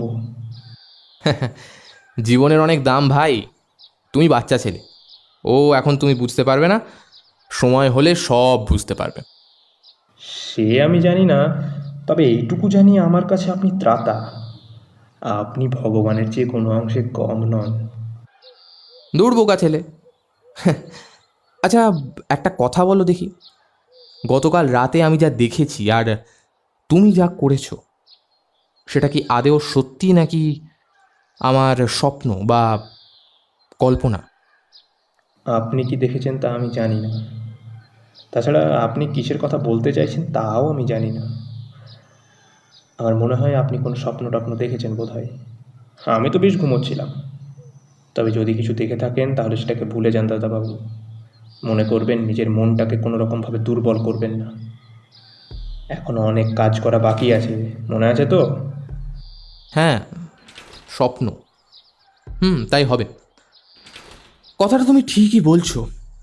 ওই সব বাজে কথা চিন্তা করেই আজ আমার মনের অবস্থা বলো আর শরীর বলো, দুটোর অবস্থাই খারাপ। আজ তুমি না থাকলে যে কি হতো তাই ভাবছি। তবুও আমার খুব জানতে ইচ্ছে করছে আমার দুটো প্রশ্নের উত্তর। আমার মন খুব চঞ্চল হয়ে উঠেছে। আশা করি উত্তরটা সঠিক পাবো। না হলে ভাই আজ সারা দিনটাই খুব চিন্তায় থাকবো। হ্যাঁ, নিশ্চয়ই। কী প্রশ্ন করুন, আমি সঠিক উত্তরটা দেওয়ারই চেষ্টা করব। আচ্ছা, গতকাল রাতে আমার দেখা ঘটনাটা কি স্বপ্ন না সত্যি? আর আরেকটা কথা, তুমি শূন্যের মধ্যে এমন কি ছুঁড়েছিলে বলো তো, যেটা ছোঁড়ার পর আবার সব একদম ঠিকঠাক হয়ে গেল? বড্ড মুশকিলে ফেললেন। আমার বলা উচিত নয়, তবুও যদি বিশ্বাস করেন তাহলে আমি বলবো। হ্যাঁ, ওটা ঘটেছিল। আপনি যা দেখেছিলেন সেটা সত্যিই ছিল। আর আমি শূন্যে মহাকালের যজ্ঞের ছাই ছুঁড়ে দিয়েছিলাম। এর চেয়ে কিন্তু আমি আর কিছু বেশি বলতে পারবো না। এই নিয়ে চিন্তা করবেন না। স্বপ্ন দেখেছেন মনে করে দয়া করে ভুলে যান, তাতে আপনারই ভালো হবে। বুঝলাম, তোমার কথাটাই রাখছি। এখন থেকে তাহলে ভুলেই গেলাম। এরই মধ্যে গঙ্গারাম কাকা চা নিয়ে এলেন। চা খেতে খেতে রণদেব বলল, আচ্ছা কাকা, একটা প্রশ্নের উত্তর দাও তো দেখি। হ্যাঁ দাইদা বাবু, কন। গতকাল রাতে তো সে বিশাল ভয় পেয়ে গেল, তা এখন দেখছি দিব্যি খুশ আছো। তা ভয়টা কাটলো কিসে? আপনি গতকাল রাইতে ঠিকই কইছিলেন। আমি ভয়ের চোটে উল্টা পাল্টা কইয়া ফেলছিলাম। ভূত বইলা কিছু হয় নাকি? এই তোমার দুর্লভ ভাই আমার সকাল বেলায় কত কিছু গল্প শুনাইয়া আমার ভিতর থেকে যেন ভয় ডর সব দূর কইয়া দিছে। এটাই, আর কিছুই না। রণদেব দুর্লভের দিকে তাকায়। এই দুর্লভ ছেলেটা আসলে কে? ম্যাজিশিয়ান নাকি কোনো মুনি ঋষি? ছেলেটার বাইরেটা যেমনই হোক না কেন, ওর ভেতরের লোকটা অন্য কেউ। ওর সমস্ত কিছুই বড় অদ্ভুত। ছেলেটাকে বোঝা মুশকিল। রণদেবকে চিন্তায় মগ্ন দেখে কাকা বললেন, দাদা বাবু, কি অত চিন্তা করেন? চলেন, বাইরে তো বিস্তর কাজ পড়া রইছে। সকাল সকাল কাজে নাইমা পড়ি। দুর্লভ বলল। কি কাজ আছে কাকা? রণদেব বলল, না, তেমন জরুরি কিছু না। আসলে বাড়িটার যে অবস্থা দেখছো, এই ঝোপ জঙ্গল পরিষ্কার করে মোটামুটি একটুখানি থাকার মতো ব্যবস্থা করা আর কি। বাইরে থেকে আবার এখানে লেবার টেবার আসতে চায় না, তাই নিজেরাই ভাবছিলাম কাজটা করব। তাছাড়া বাড়িটাকে বিক্রি করতে গেলে একটুখানি তো পরিষ্কার টরিষ্কার করতে হবে, নাহলে খরিদ্দার এসে বাড়িটাকে দেখে সত্যিই একটা ভূতের বাড়ি ধরে নিয়ে পালিয়ে যাবে। এর আগেও এরকম হয়েছে। তা বেশ তো, আমিও হাত লাগাচ্ছি দাদাবাবু। আপনি বিশ্রাম নিন, কিচ্ছু চিন্তা করবেন না। কাকা আর আমি খুব পারবো। সে ঠিক আছে, এখন সকালে বড্ড ঠান্ডা, রোদটা একটুখানি ভালো করে উঠুক, তারপর না হয় করো। এখন বসে দেখি, কিছু কথা আছে। গতকাল রাত থেকে কথাগুলো নিয়ে মনের মধ্যে একটা ঝড় বইছে। আগে তার একটা উত্তর পাই, তারপর বাকি কাজ করা যাবে। আবার প্রশ্ন? তাই এবার সে প্রশ্নটা এমন কি দাদা, যে তোমার মনে একেবারে ঝড় বইয়ে দিচ্ছে? গতকাল রাতে অনেকক্ষণ চিন্তা করলাম একটা ব্যাপার নিয়ে। আচ্ছা কাকা, তুমি বলছিলে আমার ঠাকুরদা 1947-এর পরেই এই বাড়িতে আসে। তার আগে তার বন্ধু গাজী সাহেব নাকি এখানে থাকতেন, আর তান্ত্রিকও সেই সময় ওই বটগাছ তলায় নাকি সাধনা করতেন। তারপর আমার ঠাকুরদা এখানে আসার পরে তিনি নাকি তীর্থে মানে পুষ্করে চলে গিয়েছিলেন, আর গাছটা কাটার সময় তিনি হঠাৎ করেই উদয় হয়ে গাছটা কাটতে বাধা দেয়, আর তারপর আমার ঠাকুরদাকে অভিশাপ দিয়ে চলে যান। মানে তোমার কথা অনুযায়ী তিনি হাওয়ায় মিশে যান। এরপর বটগাছের শেকড়টাকে কাটতে গিয়ে সেখানকার মাটির তলা থেকে একটা কঙ্কাল পাওয়া যায়। সেটা একজন তান্ত্রিকের কঙ্কাল বলেই মনে হয়েছিল। আর আমার ঠাকুরদা আবার সেটাকে পেয়ে পুলিশে খবর না দিয়ে সেটাকে আমাদের কুলপুরোহিতের কথায় সেখানেই মাটিতে পুঁতে রাখা হয় বা সমাধিস্থ করা হয়। তার ওপরে ঘর তৈরি হয়, আর সেই ঘরগুলোতে কেউ ভয় থাকতে পারে না, আর সেই ঘরগুলো সব ভেঙে পড়ে যায়। এখন কথা হলো, গতকাল রাতে তুমি বললে তান্ত্রিক তো মরে গিয়েছিল, তাহলে সে এলো কী করে? আর সেটা তুমি তাকে না দেখেই শুধুমাত্র তার গলার আওয়াজ শুনেই বা বুঝতে পারলে কি করে? তুমি কি তার মৃতদেহটাকে দেখেছিলে নাকি? কেউ তাকে মেরে ফেলেছিল? মানে গাজী সাহেব বা আমার ঠাকুরদার মধ্যে কেউ কি এই কাজটা করেছিল, নাকি অন্য কেউ এর জন্য দায়ী? নাহলে তুমি এই কথাটা বললে কি করে? কথাটা শুনে গঙ্গারাম কাকার চোখ মুখ ভয়ে কেমন যেন দিশাহারা হয়ে যায়। 3-4 বার ঢোক গিলে কপালে জমাট বাঁধা ঘাম মুছতে মুছতে বলে, আমি জানি না, আমি জানি না, আমি আমি এসব কথা কি করে জানবো? হ্যাঁ, এইসব বাড়ির অন্দরমহলের খবর শুই না থাকলেও সেটা কাউরে বলা বারণ আছে। আপনার পিসি জানতে পারে। আমি জানি না, আমি কিছু জানি না। বুঝলাম, তুমি সবই জানো অথচ বলবে না। তোমার চোখ মুখ সব বলে দিচ্ছে যে তুমি এই ব্যাপারে সমস্ত কিছু জানো কাকা। সেই তান্ত্রিককে কে খুন করলো সেটা বলো দেখি। আর কিছু জানতে চাই না। তুমি ছিলে আমার ঠাকুরদাদার খাস লোক, আমি শুনেছি তুমি সর্বক্ষণ তার সঙ্গে সঙ্গেই থাকতে। তুমি জানবে না এটা তো হতে পারে না। তুমি শুধু বলো খুনটা কে করেছিল, বাকি কথা আমি ঠিক জেনে নেবো। না বলো। কিছুক্ষণ চিন্তা করে বলবো কি বলবো না এমন একটা ভাব করে শেষমেশ জড়ানো গলায় বলল, গাজী গাজী সাহেব তারে মারেছিল। আচ্ছা বেশ, দুর্লভ, তুমি তো সব শুনেছ। এবার তুমি বলো দেখি সমস্ত ঘটনার শেষটুকু কি হতে পারে। যতদূর শুনেছি এখনো পর্যন্ত আমার মনে হয় ওই তান্ত্রিক বট গাছটার তলায় আশ্রয় নিয়েছিল, আর গাজী সাহেবের সেটা হয়তো পছন্দ হয়নি। তাকে হয়তো অনেকবার চলে যাওয়ার হুমকি দিয়েছিল, মানে পরবর্তীকালে তোমার ঠাকুরদাও হয়তো তাকে চলে যাওয়ার হুমকিও দিয়েছিল। তারপর সে যখন কোনো কথা শুনছে না দেখে, রাতের অন্ধকারে হোক বা দিনের বেলা হোক, তাকে মেরে ওই গাছের নিচে পুঁতে দিয়েছিলেন গাজী সাহেবের লোক। এটা তো ভৌতিক ব্যাপার দেখছি। যদি তান্ত্রিকটা মরেই গিয়ে থাকে, তাহলে আপনার ঠাকুরদাদাকে যে অভিশাপ দিয়েছিল সেটা তো তার মানে তান্ত্রিকের লোকটার ভূত। ভূত ছাড়া তো আর এই ঘটনার কোনো মানে দাঁড়ায় না। এরকমই হবে। আর আমার ঠাকুরদাদা তার বন্ধুকে বাঁচাতে তার কৃতকর্ম যেন বাইরের লোক জানতে না পারে, তাই কঙ্কালটাকে পেয়েও সেখানেই পুনরায় পুঁতে রেখে ঘর বানিয়ে দেয়। কি তাই তো কাকা? হ্যাঁ, আমার সামনেই তো সব কথা হয়েছিল। আপনার ঠাকুর দাদায় কঙ্কালটারে মাটিতে পুঁইতা রাইখা দেওয়ানের পরে চিঠি লিখা তারে আইতে কয়েছিল। আর গাজী সাহেব এই দেশে আইলে তারে সমস্ত ঘটনা খইলা কইছে। আর তারে জিগাইছে যে একটা তান্ত্রিক আইসা বাড়ি সুদ্ধা লোকেরে অভিশাপ দিয়া গেছে। তোমার জমিদারি করার সময় থেকেই নাকি সেই তান্ত্রিক ওই বট গাছটার তলায় ছিল। আর গাছটারে কাটনের পরে সেইখানকার মাটির তলা দিয়া একখান মানুষের কঙ্কাল বাইরে আইছিল। আর সেইটা যে একজন তান্ত্রিকের সেটা পরিষ্কার বোঝা গেছে। এই কঙ্কালটা কার সেটা জানো কি?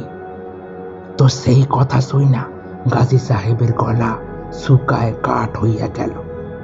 তিনি তো আর বন্ধুর কাছে মিথ্যা কথা কইতে পারেন না, তাই কইলেন যে হ্যাঁ, গাজী সাহেব থাকাকালীন একদিন হঠাৎ কইরা কোনো এক তান্ত্রিক বাবা ওই বট গাছের তলায় আইসা আস্তানা গাড়েন। গাজী সাহেবের কানে এই খবরটা যায়। ভেবেছিলেন কয়েকদিন পরে চইলা যাইবে। সাধু সন্ত মানুষেরা তো আর এক জায়গায় বেশি দিন থাকেন না, সময় হইলেই চইলা যান।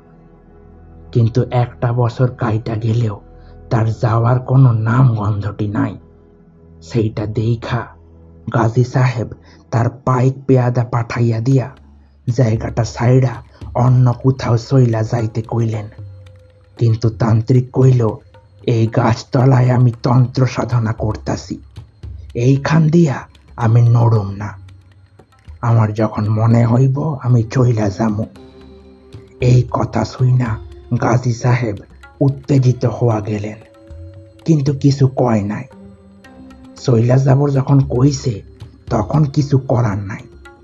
কিন্তু আরো 1 বছর কাইটা গেল, তখনও তান্ত্রিক যায় না। এইদিকে গায়ের মধ্যে হঠাৎ কইরা কলেরা দেখা দিল, তাতে বহু লোকজন মইরা গেল। ঘরে ঘরে একেবারে মরক লাইগা গিয়াছিল। গ্রামের কিছু মাতব্বরে কইল যে এই তান্ত্রিকেই কিছু একটা করছে, না হলে এমন হইব কেমনে। ব্যাস, সমস্ত রাগ গিয়া পড়ল ওই তান্ত্রিকের ওপরে। গাজী সাহেবের সেই কথাটা কোয়াতে গাজী সাহেব নিজে গিয়া তারে গিরাম সাইডা চইলা যাইতে কইলেন, কিন্তু তান্ত্রিক কিছুতেই সেই বট গাছটারে ছাইড়া যাবে না। শেষমেশ একদিন রাত্রিবেলা ঘুমায় থাকা অবস্থায় গাজী সাহেব সেই তান্ত্রিকেরই তার লোকজন দিয়া মাইরা ফেলাইলেন, আর মাইরা সেইখানে মাটিতে পুঁইতা ফেলাইলেন। কিন্তু তান্ত্রিকটা নাকি ময়রা যাওয়ানোর পর থিকা রোজ রাত্রিবেলা গাজী সাহেবের এই বাড়িতে আইসা তাগো অতিষ্ঠ কইরা তুলেছিল। শেষমেশ বাড়িটারে ছাইড়া দিতে বাধ্য হয়েছিলেন তিনি। এই কথা শুই না তোমার ঠাকুর দাদায় কইল, দূর, আমি তো এই বাড়িতেই বাস করছি, কই আমার তো কিছুই হয় নাই। ওই সব তোমার মনের ভুল, চিন্তা কইর না, আমি কাক পক্ষীরেও টের পাইতে দিব না, আমি সব সামলাই নিব, তুমি পোলা পাইন লইয়া শান্তিতে থাকো গিয়া। তোমার ঠাকুর দাদার কথায় তারপর থিকা সব ধামা চাপা পড়া যায়। তারপর আপনার ঠাকুর দাদায় কি হয়েছিল তা তো কয়েছি আপনারে, তিনি তো অপঘাতে মইরা গেলেন। বেশ, তাহলে এতদিনের সম্পূর্ণ সত্যিটা জানতে পারলাম। যাই হোক, অন্যায় তো একটা হয়েছে, সে যেই হোক না কেন, কিন্তু তার জন্য আমি বা আমার বাবা কাকারা কি করেছিল জানি না। আর এখান থেকে মুক্তির উপায়টাই বা কি? উপায় আছে একটা। কি সেটা? তান্ত্রিকের কঙ্কালটার খোঁজ করতে হবে। যদি তার দেহের হাড়ের কোনো অংশ উদ্ধার করা যায় তাহলে একটা মুক্তির পথ আছে দাদা। আজ থেকে কত বছর আগে মাটির নিচে কোথায় পুঁতে রাখা হয়েছিল তা জানবো কি করে? আর তাছাড়া সেই তান্ত্রিকের হাড় পেলেই বা কি হবে? সেটাকে কি পুড়িয়ে ফেলতে হবে নাকি? শুধু পুড়িয়ে ফেললেই হবে না, ঝামেলা আছে। সেই হাড় পোড়াতে গেলে, সেই তান্ত্রিকের হাড় মাটির নিচ থেকে উদ্ধার করতে গেলেও হয়তো আমাদের সামনে অনেক বাধা আসতে পারে। তাই কাজটা যতটা সহজ মনে হচ্ছে ততটা কিন্তু সহজ নয়। আমাদের সর্বদা সতর্ক থাকতে হবে, বিশেষ করে আপনাকে। আমার মনে হচ্ছে প্রেতরূপী এই তান্ত্রিক গুপ্ত কোনো সাধনার মাধ্যমে নিজেকে কাক রূপে রূপান্তরিত করেছে।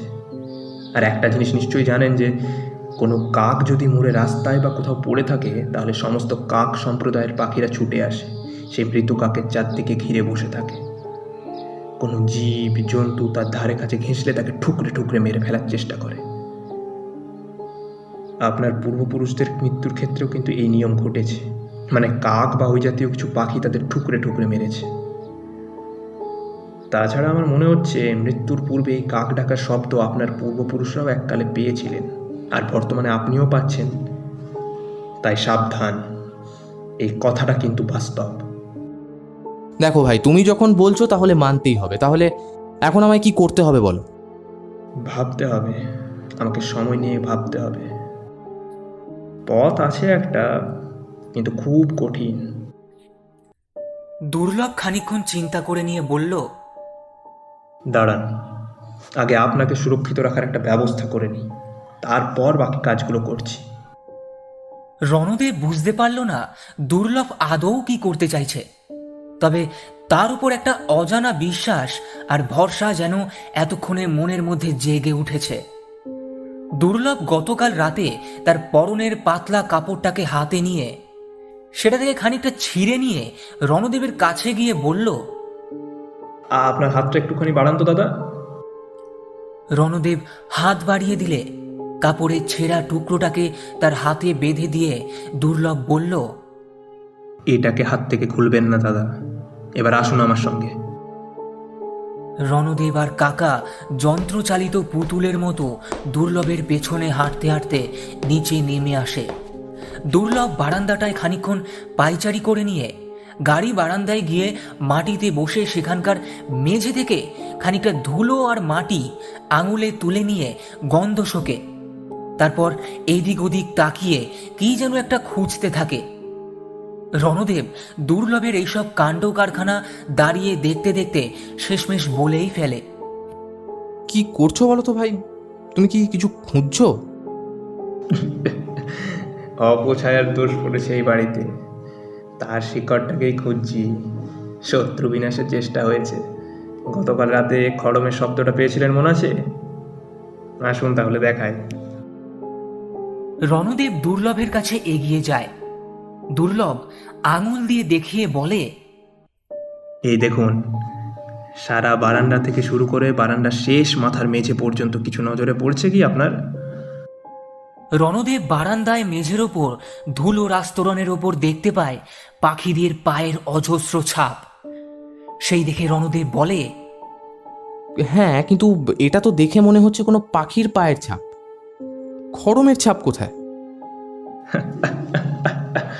ওটাই তো ভাববার বিষয়।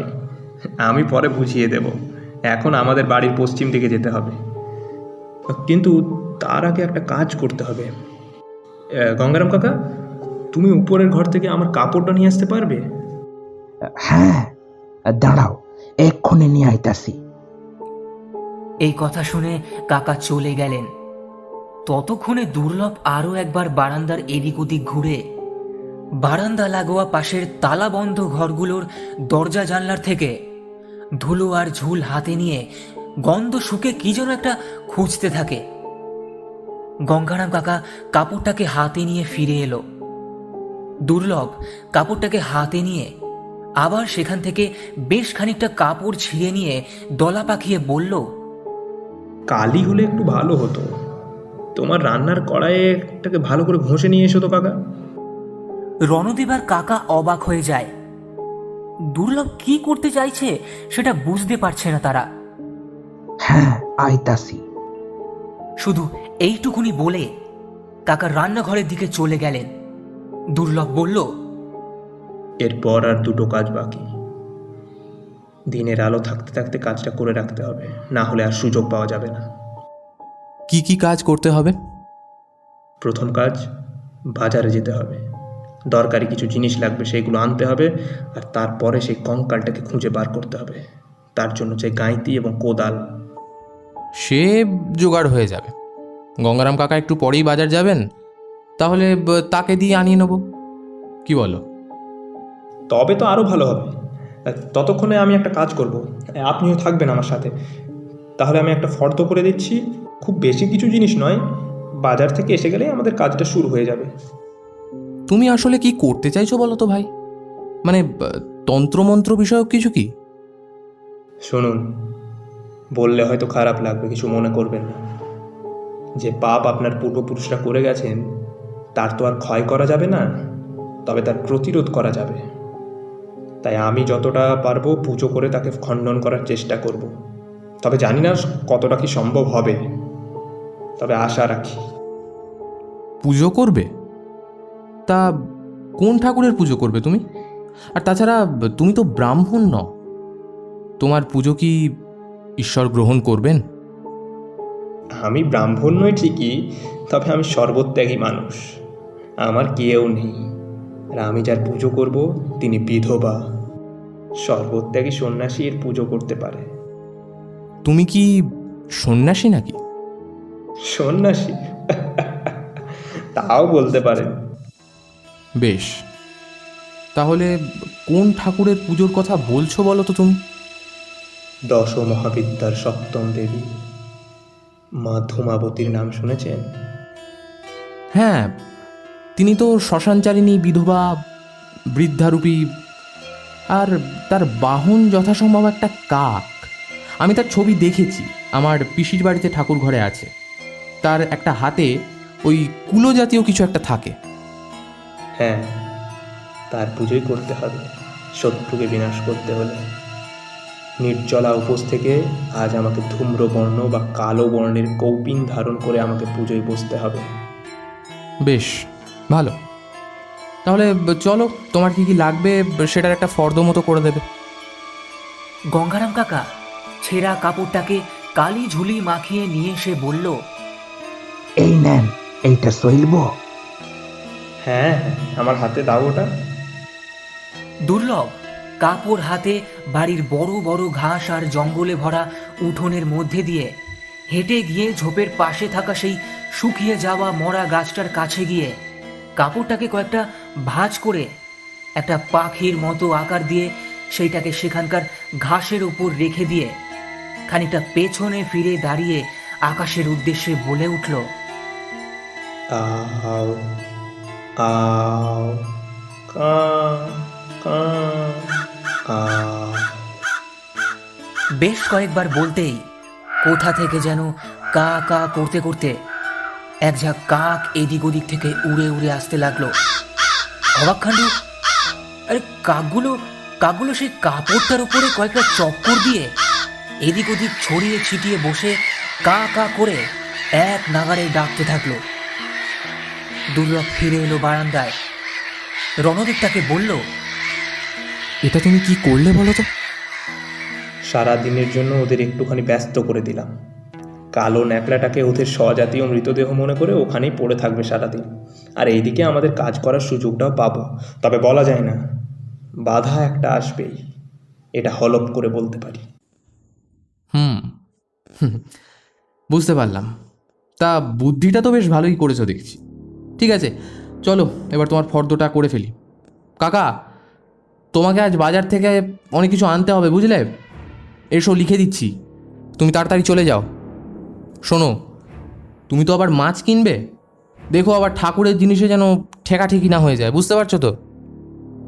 অসুবিধা নেই, মা ধূমাবতী এঁটো কাঁটাই বেশি পছন্দ করেন।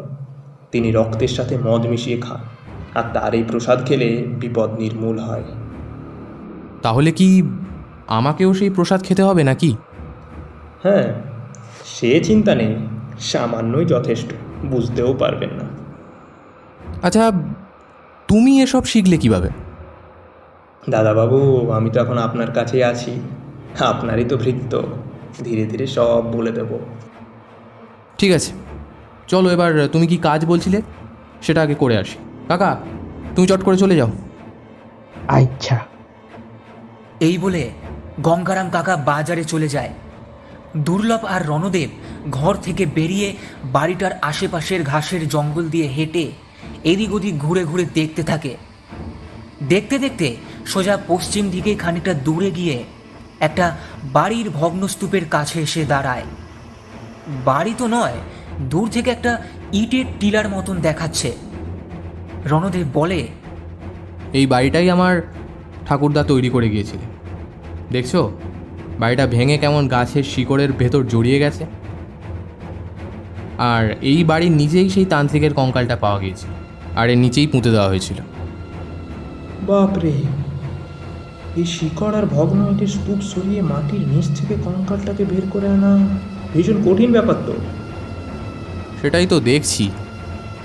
তাহলে এখন কি হবে দুর্লভ ভাই?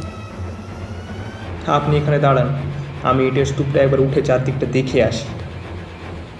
দুর্লভ, খুব সাবধান কিন্তু, এখানে কিন্তু বিষধর সাপ থাকতে পারে। সেই চিন্তা আমার নেই, আমার চিন্তাটা এখন অন্য জায়গায়।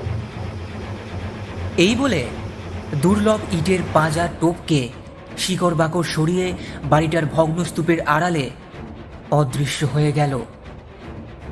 রণদেবের এখন মনের ভেতর চিন্তার পাহাড় জমেছে। দুর্লভ কে আসলে? কোনো কাপালিক নাকি ওই সন্ন্যাসী গোছের কিছু? ওর আচার ব্যবহারটা ঠিক অন্য রকম। একটা পাতলা সাদা কাপড় জড়িয়ে এই প্রখর শীতের মধ্যে বেঁচেছিল। এই কাপড়টার মধ্যে কী এমন গুণ আছে যেটা ওকে এই শীত থেকে বাঁচিয়ে রেখে দিল? তাছাড়া আমাকেও তো বিপদ থেকে রক্ষা করার জন্য তার থেকে এক টুকরো কাপড় ছিঁড়ে নিয়ে আমার হাতে বেঁধে দিল।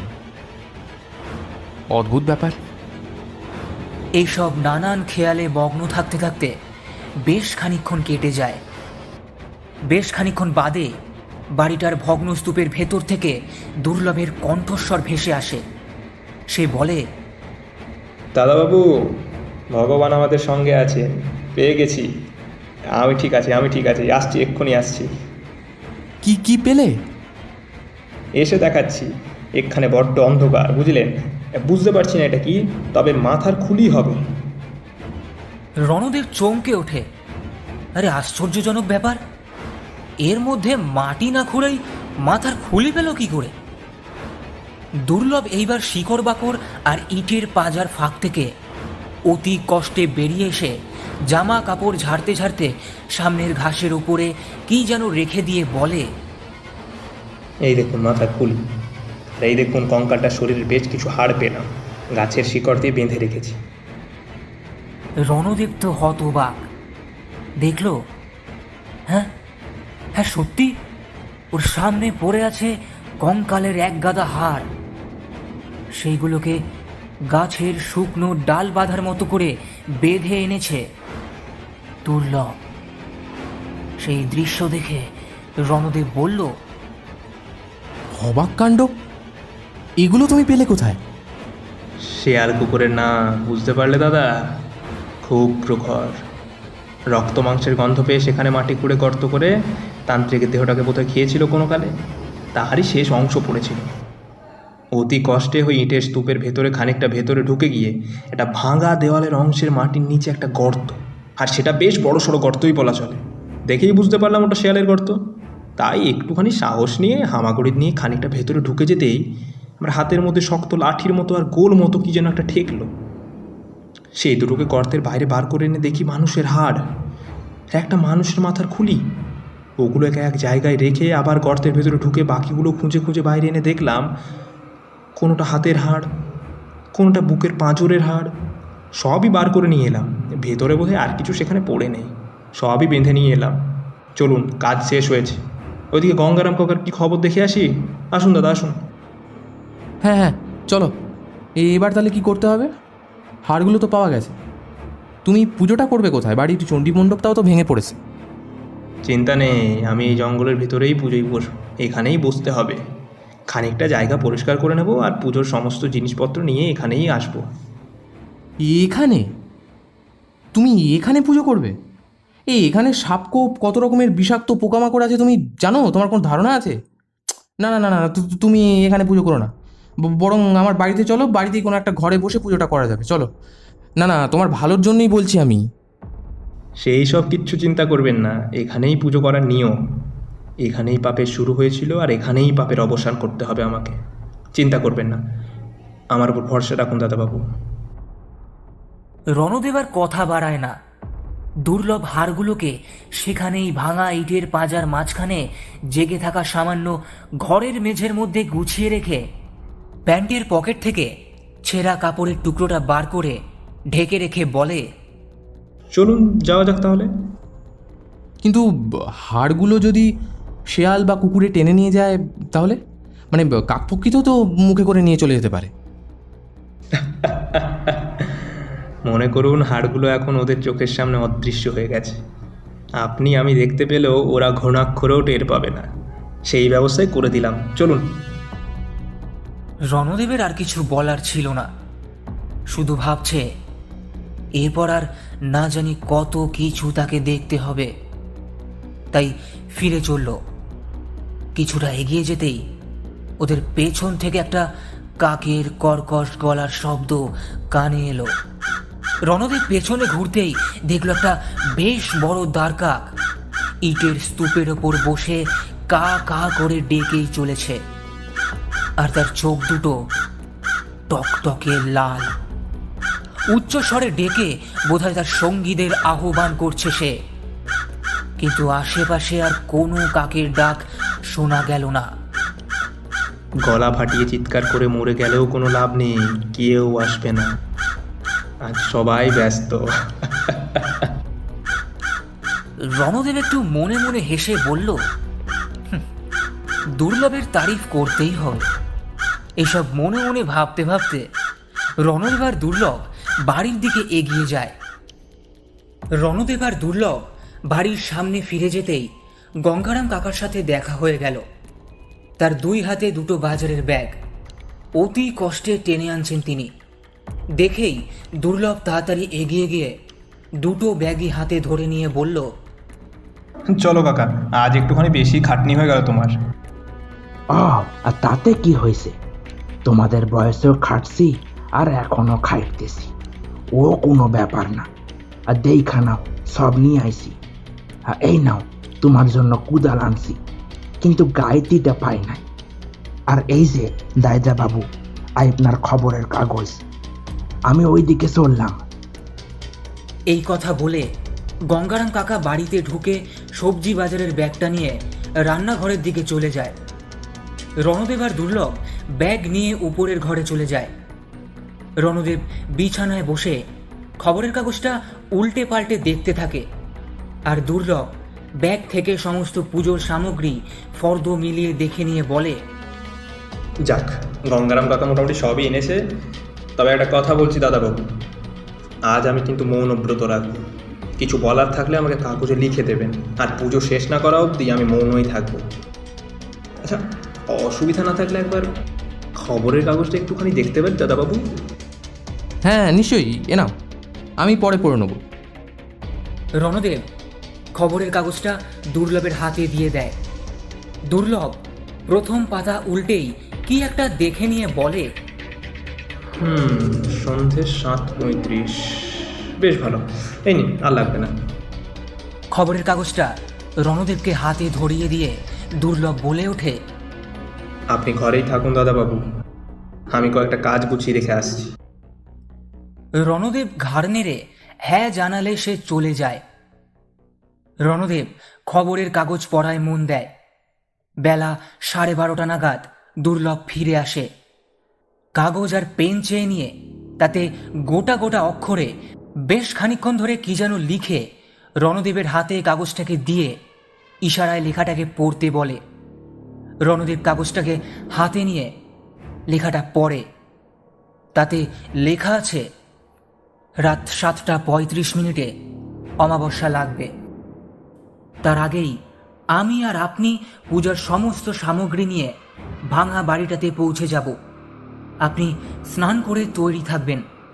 মনে রাখবেন, ভয় পেলে কিন্তু চলবে না। যতক্ষণ পুজো চলবে ততক্ষণ আপনাকে অনড় হয়ে বসে থাকতে হবে। এক বিন্দু ভুল হলে পাপের ক্ষয় রোধ করতে আমি অক্ষম হয়ে পড়ব। তাই আপনি আপনার মনকে স্থির রেখে কোনো ব্যাপারে অবিচলিত না হয়ে নিজেকে শক্ত করে রাখবেন। আমাদের পারতেই হবে দাতাবাবু।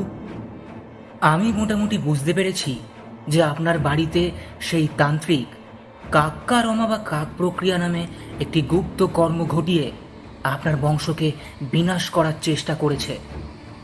যদি প্রশ্ন করেন সেটা আবার কি, তাহলে বলবো, একটা কাককে শ্মশানে চিতার আগুনে পুড়িয়ে তার পোড়া ছাই নিয়ে এসে এই গুপ্ত মন্ত্র উচ্চারণ করতে করতে আপনার বাড়ির চতুর্দিকে ছেটানো হয়েছে, আর তাতেই সেই তান্ত্রিকের কার্যসিদ্ধি হয়েছে। চিন্তা নেই, আমি এর প্রতিকার করব। ভরসা রাখুন, সব ঠিক হয়ে যাবে। লেখাটা পড়ে রণদেব বলল, ঠিক আছে, তুমি তোমার কাজ করো, আমায় নিয়ে চিন্তা করো না। দুপুরে দুর্লভ কিচ্ছু খেলো না, কথাও বলল না। রণদেব আর গঙ্গারাম কাকা উপরের ঘরে বসে বিশ্রাম নিচ্ছে।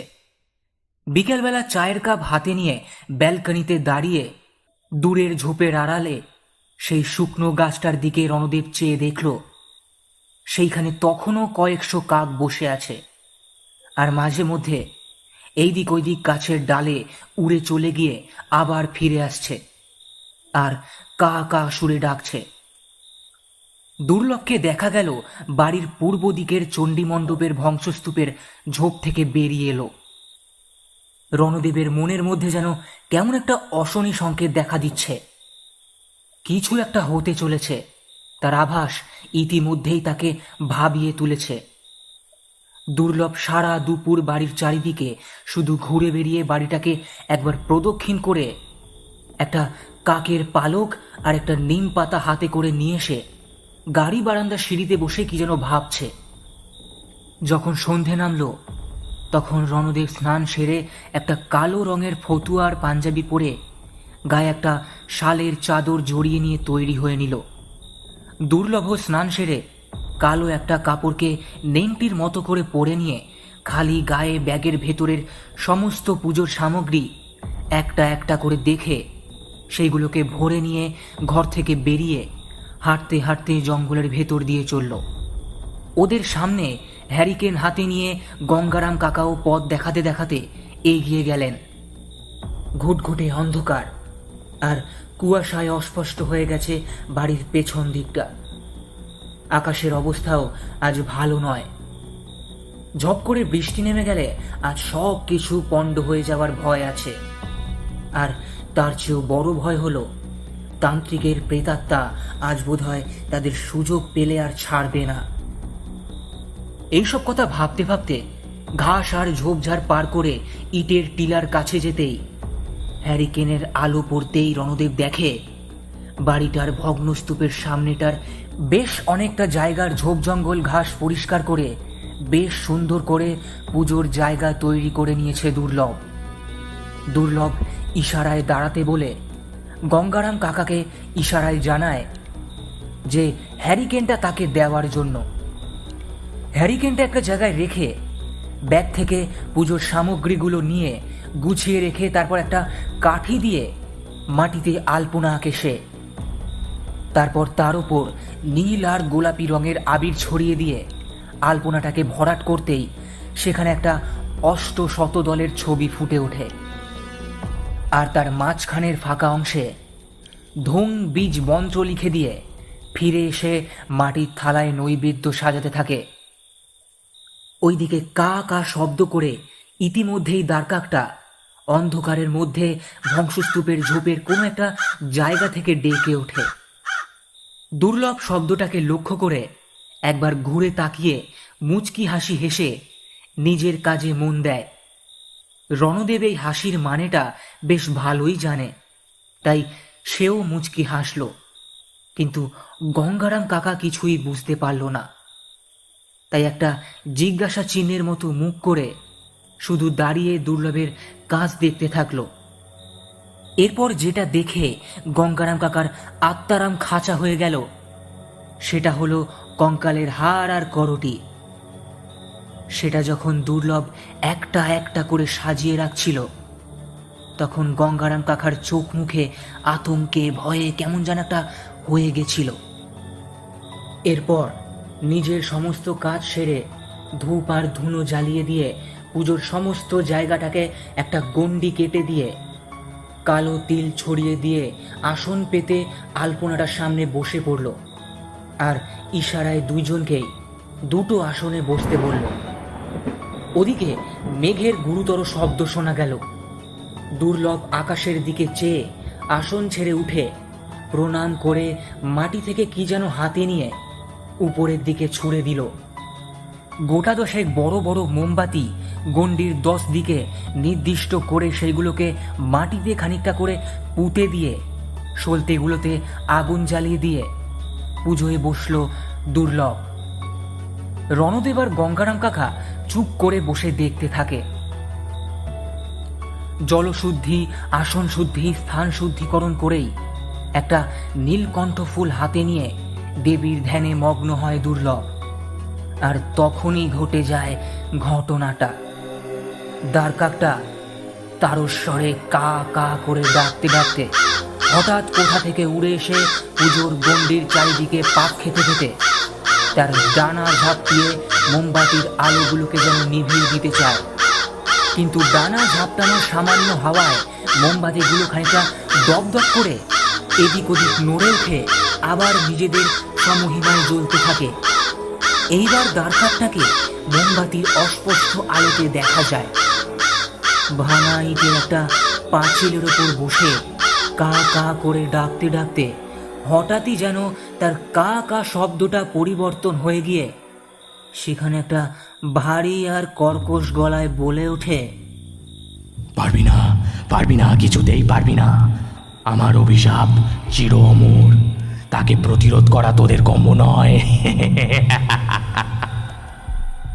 এই কণ্ঠস্বরটা ওরা গতকাল রাতেও শুনেছিল, তাই তাই বুঝতে অসুবিধা হলো না যে কণ্ঠস্বরটা তান্ত্রিক এসে গিয়েছে। দুর্লভ ধ্যান শেষ করে ফুলটাকে আলপনার বীজ মন্ত্রের ওপর রেখে ধনুচি হাতে নিয়ে নিজের সামনে রেখে তার মধ্যে ধুনো দিতেই মুহূর্তের মধ্যেই ধোঁয়ায় চারিদিকে ছেয়ে গেল। আর আশেপাশের সমস্ত দৃশ্য যেন মুহূর্তের মধ্যে সব অস্পষ্ট হয়ে গেল। এর মধ্যেই বৃষ্টি শুরু হয়ে গেল। শুকনো পাতার উপর টুপটাপ বৃষ্টির ফোঁটার শব্দ শোনা গেল ঠিকই, কিন্তু ওদের গায়ে সেই বৃষ্টির জল এসে এক ফোঁটাও পড়ল না। ধীরে ধীরে বৃষ্টি পড়ার শব্দটা আরও জোরে শোনা গেল, কিন্তু বৃষ্টির এক ফোঁটাও গণ্ডির ভেতরে প্রবেশ করতে পারল না। রণদেব হতবাক হয়ে শুধু বসে বসে দেখছে, কিচ্ছু বলার নেই তার। আবার সেই ভয়ঙ্কর কণ্ঠস্বর ভেসে এলো। তোর পুজো কি করে বন্ধ করতে হয় তা আমার ভালো করেই জানা আছে। দাঁড়া দাঁড়া দেখাচ্ছি, দাঁড়া। কথা শেষ হতেই একটা ঝোড়ো হাওয়ার শব্দ পাওয়া গেল ঠিকই, কিন্তু তাতে মোমবাতির আলোগুলো স্থির হয়েই থাকলো। বেশ কিছুটা সময় কেটে গেল। দুর্লভ ধনুচির কুণ্ডলি পাকানো ধোঁয়াকে উদ্দেশ্য করে মন্ত্র উচ্চারণ করে ফুল বেলপাতার নৈবেদ্য নিবারণ করে আরতি করল। তারপর অঞ্জলি দিয়ে পুজো শেষ করে যজ্ঞ করার প্রস্তুতি নিতে শুরু করে দিল। ইট দিয়ে যজ্ঞের বেদি তৈরি করে তার উপর বালি বিছিয়ে দিয়ে সেইগুলোকে হাত দিয়ে সমান করে নিয়ে বেলকাঠ সাজিয়ে আগুন জ্বালিয়ে যজ্ঞ করা শুরু করে দিল। ওইদিকে ঝোড়ো হাওয়ার দাপট, তার সাথে অঝোরে ধারায় বৃষ্টি চলছে। আশেপাশের গাছপালায় হাওয়ার লেশে মর্মর শব্দ করে উঠছে। ঝোপ জঙ্গল থেকে ঝিরি ঝিরি শব্দ শোনা যাচ্ছে। রণদেব আর গঙ্গারাম কাকা এক জায়গায় গুটিসুটি মেরে চাদর দিয়ে নিজেদের ঢেকে নিয়ে চুপ করে বসে শুধু দেখেই চলেছে। এইদিকে দুর্লভ যজ্ঞের আগুনে একটা করে বেলপাতা নিবেদন করছে, আর তার মন্ত্র জপের কণ্ঠস্বর কানে ভেসে আসছে। তুম ধুম ধুম ধুমাবতী স্বাহা, তুম ধুম ধুম ধুমাবতী স্বাহা, তুম ধুম ধুম ধুমাবতী স্বাহা। বেশ কিছু সময় ধরে 108টা বেলপাতা নিবেদন করা শেষ করে দুর্লভ একটা কাকের পালক আর একটা নিম পাতা ওর সামনে রেখে তাতে মন্ত্র পড়তেই ধনুচির মতো ধোঁয়া যেন একটা প্রকৃত মানুষের আকৃতি ধারণ করে, আর সেটা অন্ধকারের মধ্যে আস্তে আস্তে মিশে যায়। দুর্লভের মুখে হাসি ফুটে ওঠে। হাসতে হাসতে হাসতে হাসতে পেছনে ফিরে বলে, এবার শুধু কাণ্ড কারখানা দেখুন দাদাবাবু, বিষে বিষক্ষয় হয়, জানেন তো কথাটা? হ্যাঁ হ্যাঁ জানি। রণদেবের কথাটা শেষ হয় না। বাড়িটার ভগ্নস্তূপের ভেতর থেকে সেই তান্ত্রিকের ভয়ঙ্কর একটা আর্ত চিৎকার ভেসে আসে। মা মা মা মা আমায় ক্ষমা করে দে, মা মা আমায় ক্ষমা করে দে, মারে আমার অন্যায় হয়ে গেছে, আমায় মারিস না মা, মা মারিস না আমায় মা। ইতিমধ্যেই ঝড় বৃষ্টি থেমে গেছে। দুর্লভ একটা একটা করে তান্ত্রিকের কঙ্কালটার হাড় নিয়ে যজ্ঞের আগুনে দিতে থাকে, আর তখনই আকাশ বাতাস কাঁপিয়ে সেই তান্ত্রিকের আত্মচিৎকার ভেসে আসে। আমায় ক্ষমা করে দাও, আমায় ক্ষমা করে দাও, আমি জোড়হাত করছি, আমায় ক্ষমা করে দাও, আমি আমার সমস্ত অভিশাপ ফিরিয়ে নিচ্ছি, আমায় ক্ষমা করে দাও, এই মৃত্যু জ্বালা থেকে আমায় মুক্তি দাও। এইদিকে দুর্লভ কঙ্কালের সমস্ত হাড় যজ্ঞের আগুনে দিয়ে ঘি আর বেলকাঠ দিয়ে জ্বালিয়ে দিতেই কোথা থেকে সেই ধারকাকটা ছিটকে এসে যজ্ঞের আগুনের মধ্যে এসে পড়ল, আর সঙ্গে সঙ্গে সেটা কয়েকবার শেষ আর্তচিৎকার করে যজ্ঞের আগুনে পুড়ে ছাই হয়ে গেল। এরপর দুর্লভ তান্ত্রিকের মাথার খুলিতে মদ ঢেলে তার মধ্যে ছুরি দিয়ে নিজের আঙুল সামান্য কেটে মদের সাথে মিশিয়ে দিয়ে দেবী ধূমাবতীকে নিবেদন করে। তারপর খানিকটা নিজে খেয়ে নিয়ে রণদেবকে হাত বাড়াতে বলে। তার হাতে খানিকটা রক্ত মিশ্রিত মদ ঢেলে দিতে রণদেব সেটা চোখ বুজে খেয়ে নিল, এবং সেটা খেয়ে রণদেব প্রণাম করল। খুলিটাকে যজ্ঞের আগুনে ছুড়ে দিয়ে বেল কাঠ দিয়ে আগুনটাকে আরও উস্কে দিয়ে বসে বসে শুধু সেটাকে ভালো করে পোড়াতে থাকে দুর্লভ। প্রায় 1 ঘন্টা ধরে পুড়িয়ে ছাই করে ফেলে 1 ঘটি দুধ ঢেলে যজ্ঞের আগুনে ঢেলে দিতেই আগুন নিভে যায়। তারপর যজ্ঞের আগুন সম্পূর্ণ নিভে এলে সেখানকার সমস্ত পোড়া ছাই কুশি দিয়ে 1 খণ্ড কলা পাতায় তুলে সেটাকে ভালো করে বেঁধে রণদেবের হাতে দিয়ে বলে, নিন এটা, এই সমস্ত ছাই গঙ্গার জলে কিন্তু ভাসিয়ে দেবেন। রণদেব যেন বহু বছর পরে মুক্তি পাওয়ার আনন্দে একটা প্রসন্ন হাসি হেসে বলল, আমি আমি কাল সকালেই এটাকে গঙ্গার জলে ভাসিয়ে দেব। তাহলে আমার বংশের সমস্ত পাপের কি ক্ষয় হবে দুর্লভ ভাই? দুর্লভ বলল, যে পাপ একবার হয়েছে তার কোনোদিনও ক্ষয় হয় না। পাপ করলে তার শাস্তি ভোগ না করে কেউ এই দুনিয়া ছেড়ে যেতে পারবে না। এটা সবার ক্ষেত্রেই সমান, কারোর নিস্তার নেই। পাপ তো করেছিল গাজী সাহেব, আর তার নিষ্ঠুর পাপের সঙ্গ দিয়েছিলেন আপনার ঠাকুর দাদা, তাই তার শাস্তি হয়েছে। আপনার বাবা চাইলেও এই পাপের ক্ষয়পূরণ করতে পারতেন, কিন্তু তিনি বা তার ভাইয়েরা মানে আপনার কাকারা কেউ কোনোদিনও করেননি বা মৃত ব্যক্তির উদ্দেশ্যে ক্ষমাও চায়নি। তাই তাদের নিজেদেরও সেই পাপের ভাগিদার করেছিল আর তার ফলও ভোগ করেছিল। কিন্তু আপনি এই বংশের প্রথম পুরুষ যে এই বিষয়টাকে নিয়ে ভেবেছেন। এই ভাবনাটাই বড়। হ্যাঁ, তারা গুরুতর একটা অন্যায় করেছেন, তাদের কৃতকর্মের ফলও ভোগ করেছেন। আপনি তো কোনো অন্যায় করেননি, বরং আপনার মনুষ্যত্ব বোধটা জেগে উঠেছে, আর তাই আপনি এই অভিশাপ থেকে মুক্তি পেলেন।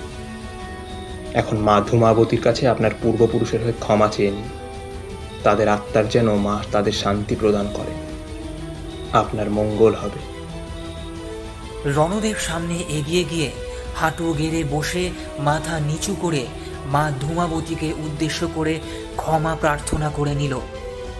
এরপর ফিরে এসে 3 জনে মিলে সমস্ত কিছু গুছিয়ে নিয়ে রাত 2টো নাগাদ বাড়িতে ফিরে এলো। রাতে খাওয়া দাওয়া সেরে 3 জনেই ঘরে গিয়ে শুয়ে পড়ল। পরদিন সকালে দুর্লভকে নিয়ে রণদেব চলে গেল গঙ্গার ঘাটে। সেখানে কলা পাতায় রাখা সমস্ত ছাই জলে ভাসিয়ে দিয়ে তারা বাড়িতে ফিরে গেল। সেই দিনই মরা শুকনো গাছটাকে আগুনে পুড়িয়ে দিল তারা। সেই দিনটা ওই বাড়িতে কাটিয়ে পরের দিন ওরা 3 জনে কলকাতায় ফিরে যায়। এরপর শুরু হয়ে যায় আরও একটা নতুন কাহিনী। শুরু হয়ে যায় দুর্লভের জীবনে আরও একটা কাহিনী। বলবো, সে গল্পটাও বলবো, তবে তার আগে বলে নেব এই দুর্লভ ছেলেটি আসলে কে। রণদেবের মনেও এই প্রশ্নটাই ছিল, আর তোমাদেরও নিশ্চয়ই এই গল্পটা পড়ে মনে হয়েছে যে এই ছেলেটির আসল পরিচয় কি। আসলে দুর্লভ হলাম আমি নিজে। আমি নিজে। আমিও চাই কিছু মানুষের মনের ভেতরের পাপগুলোকে যদি যদি এমন করেই ক্ষয় করে দিতে পারতাম, তাহলে হয়তো আমরা সবাই কোনো একটা অন্য পৃথিবীতে বাস করতাম। দুর্লভ শুধু আমি হব কেন? তুমি চাইলে তুমিও হতে পারো। তাহলে এসো না, সবাই মিলে এই দুর্লভ ছেলেটির মতন মানুষের মনের থেকে পাপগুলোকে ক্ষয় করার চেষ্টা করি। আমি অপেক্ষায় থাকব তোমার মুখ থেকেই সেই আরও একজনের পাপক্ষয় করার গল্প শোনার জন্য। কি কি পারবে তো আমার মতো দুর্লভ সেনগুপ্ত হতে?